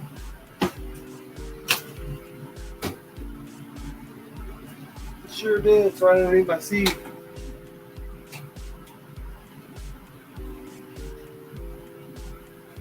How many people we got in that giveaway anyway? We probably shouldn't give it away here. I'll put it up on the screen here. We got 25 people. Share it up there. So we can give it away before you get out of here.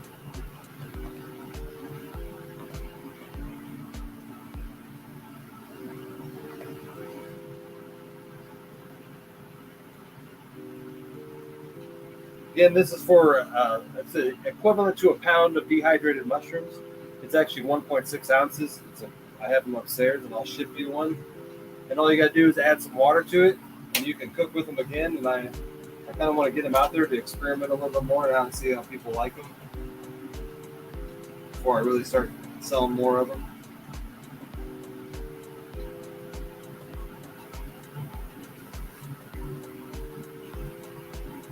And I need to make sure I know where it came from. So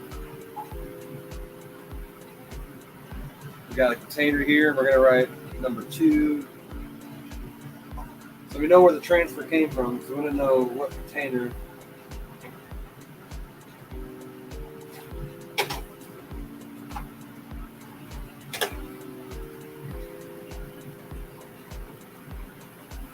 Yeah, it's a good sample. I have like a cheap dehydrator right now, and eventually I have one on Amazon I'm eyeballing. It's a 14 shelf dehydrator, and it'll really be a game changer when I start dehydrating. And then I can increase my yields again. I don't want to grow too many because then too many to sell. They go bad fast. So having that option to dehydrate when they start to eventually go bad or towards the end of their shelf life is a good thing.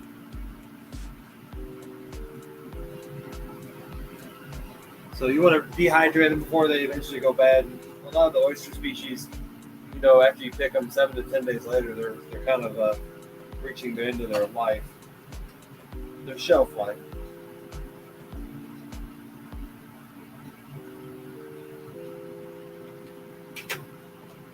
I really think this one looks really good. I got actual mycelium on the plate, so hopefully we get some good transfers. We'll find out in about 6 days when we start seeing the growth. And we still have 7. We still have 6 petri dishes.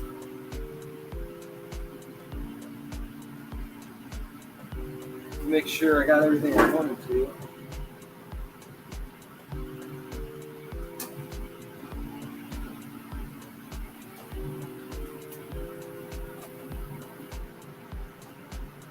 Got too many plates. But once I replace some of these, a lot of them get thrown away. But not once they're old, not looking good anymore.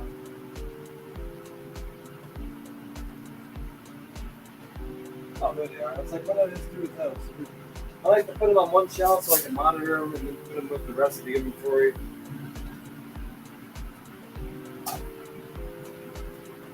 Got a really good dish here. Jedi mind fuck. But we did some transfers of that, I believe. 2 of those.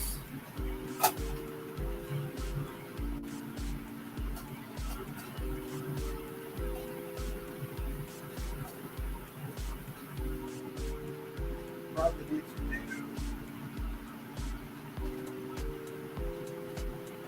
chestnuts.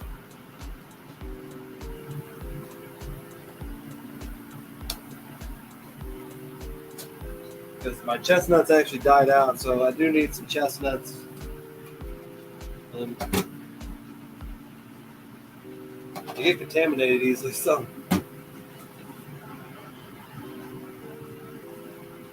If anybody's never had a chestnut mushroom, it is really delicious.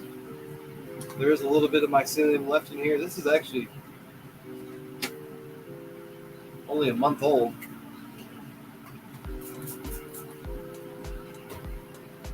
Got 27 entries. I say 27 and 29.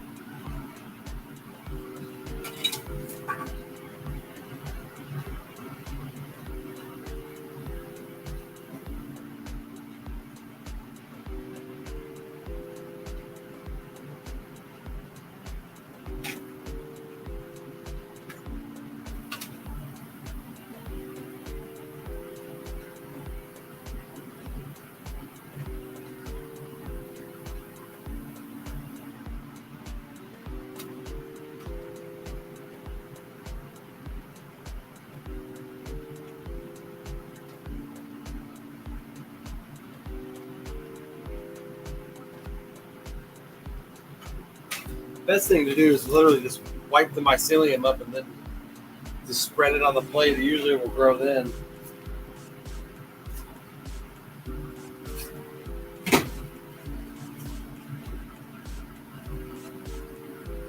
What's going on, Ted? How you doing?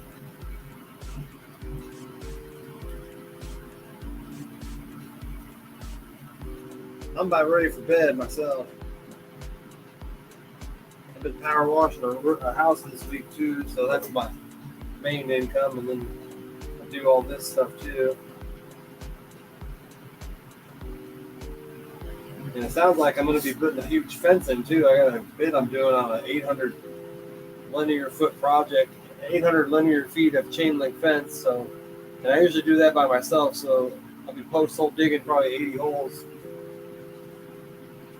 But I can't complain. It's good money. I love doing fencing. It's just hard work, but I'm used to it.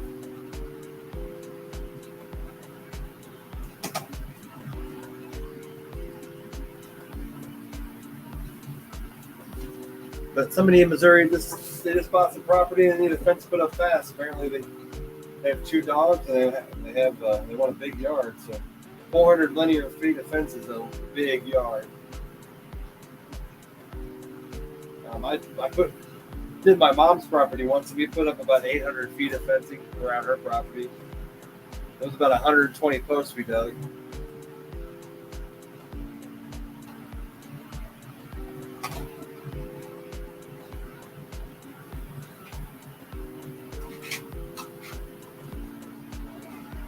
And we're just transferring some chestnut mushrooms.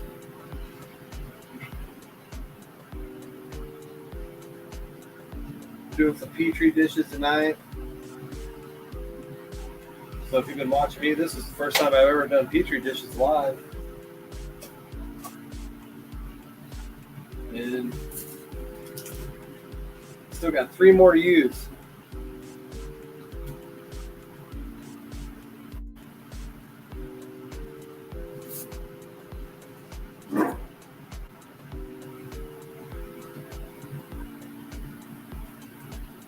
How's everybody doing tonight? Yeah, hard work pays off. It does. And it's fun. I don't mind working hard. That's the way I've been my whole life. Plus, I got to keep my brain busy.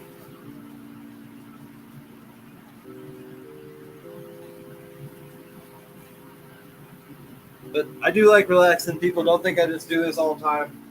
Usually about 10 o'clock, I do go sit outside for an hour, and I kind of meditate. I put my phone away, and I kind of just enjoy the darkness of nature. I really like. I'm a night owl. I love the energy of out, like the middle of the night. I love the silence of the middle of the night when nobody's out and being out there by myself. I just think it's a beautiful thing.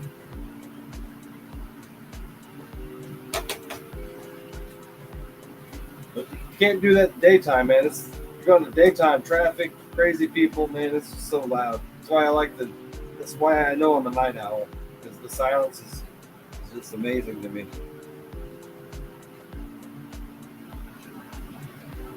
Does anybody out there in the crowd do that as well? You go sit outside in the middle of the night, especially like 2 or 3 in the morning, when it's really quiet. All right, what am I going to use these 3 dishes for? 3 more.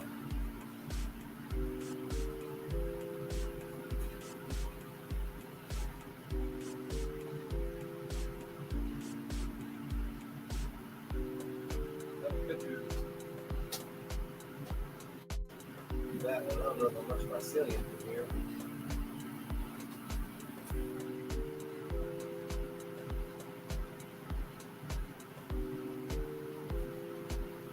Do any of those? I don't think you did, no.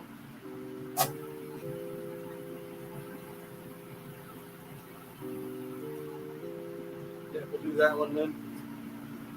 Everybody knows penis envy.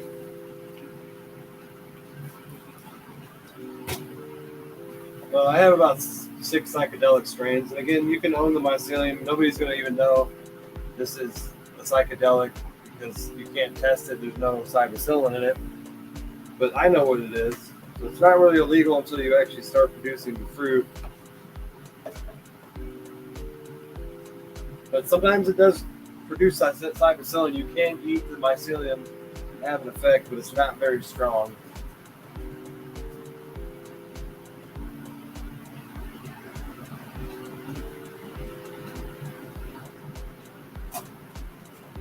All right, we'll just take it out of here. This is a really nice, has some nice mushrooms, mycelium in it.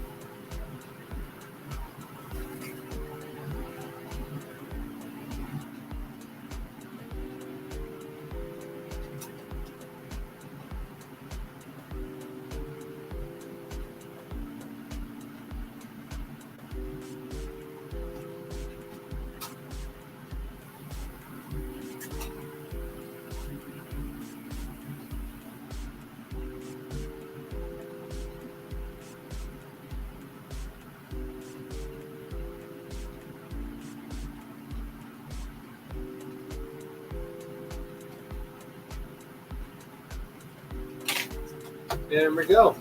Now we've used them all.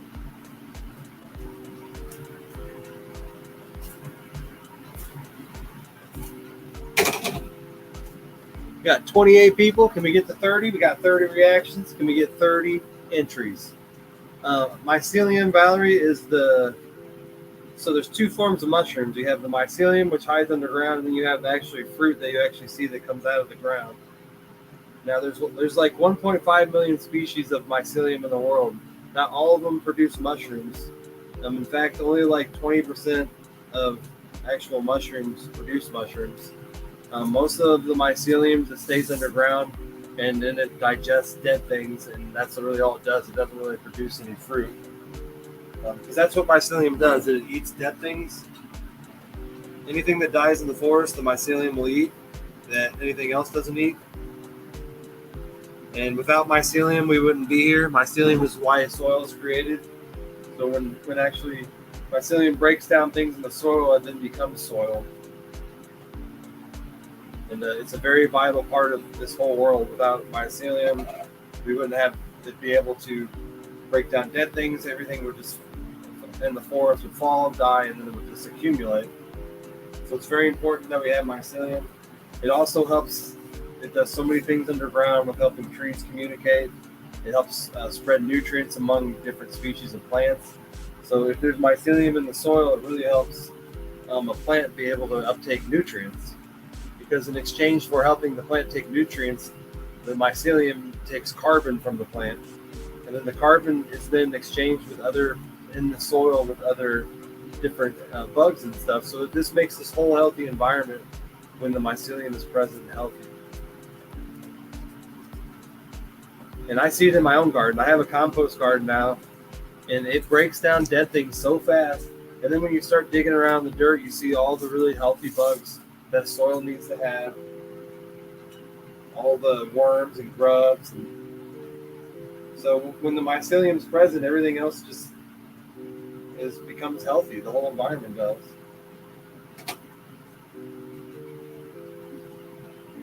And unfortunately, right now we're farming, and guess what farming does? Farming kills mycelium in the soil with all those heavy nutrients and chemicals, and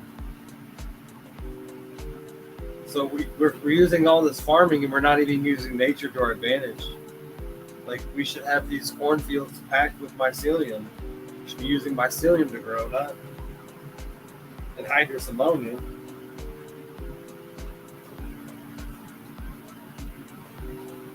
But someday we'll realize that when we start to destroy our soil, and realize, well, we already are destroying our soil, when we realize that we need to replenish it. Oh.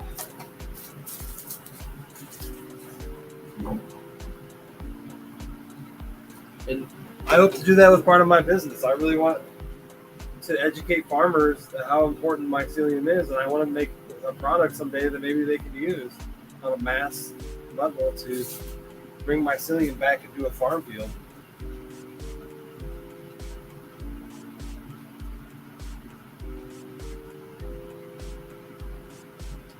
I almost forgot what was in here. That's right. I just write PE for short.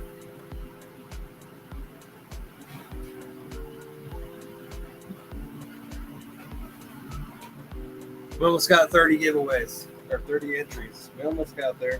I'm going to give it away here in a second anyway.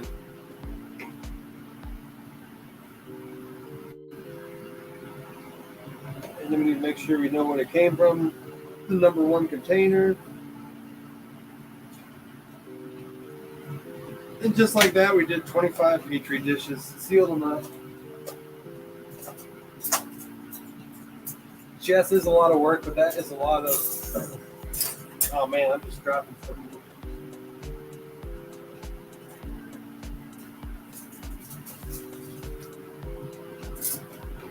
Put all my tools inside here. And now we got paraffin film all over to pick up off the floor, but that's normally how it is.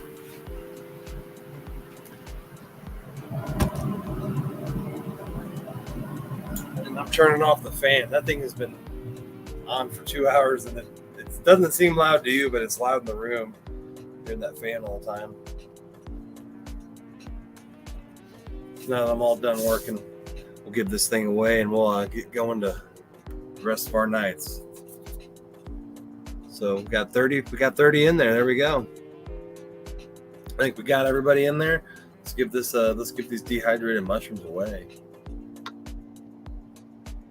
And here we go.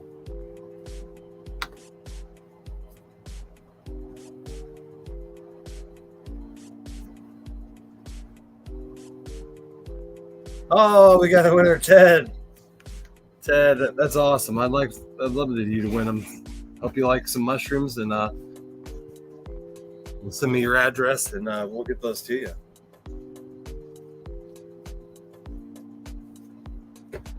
Congratulations, Ted.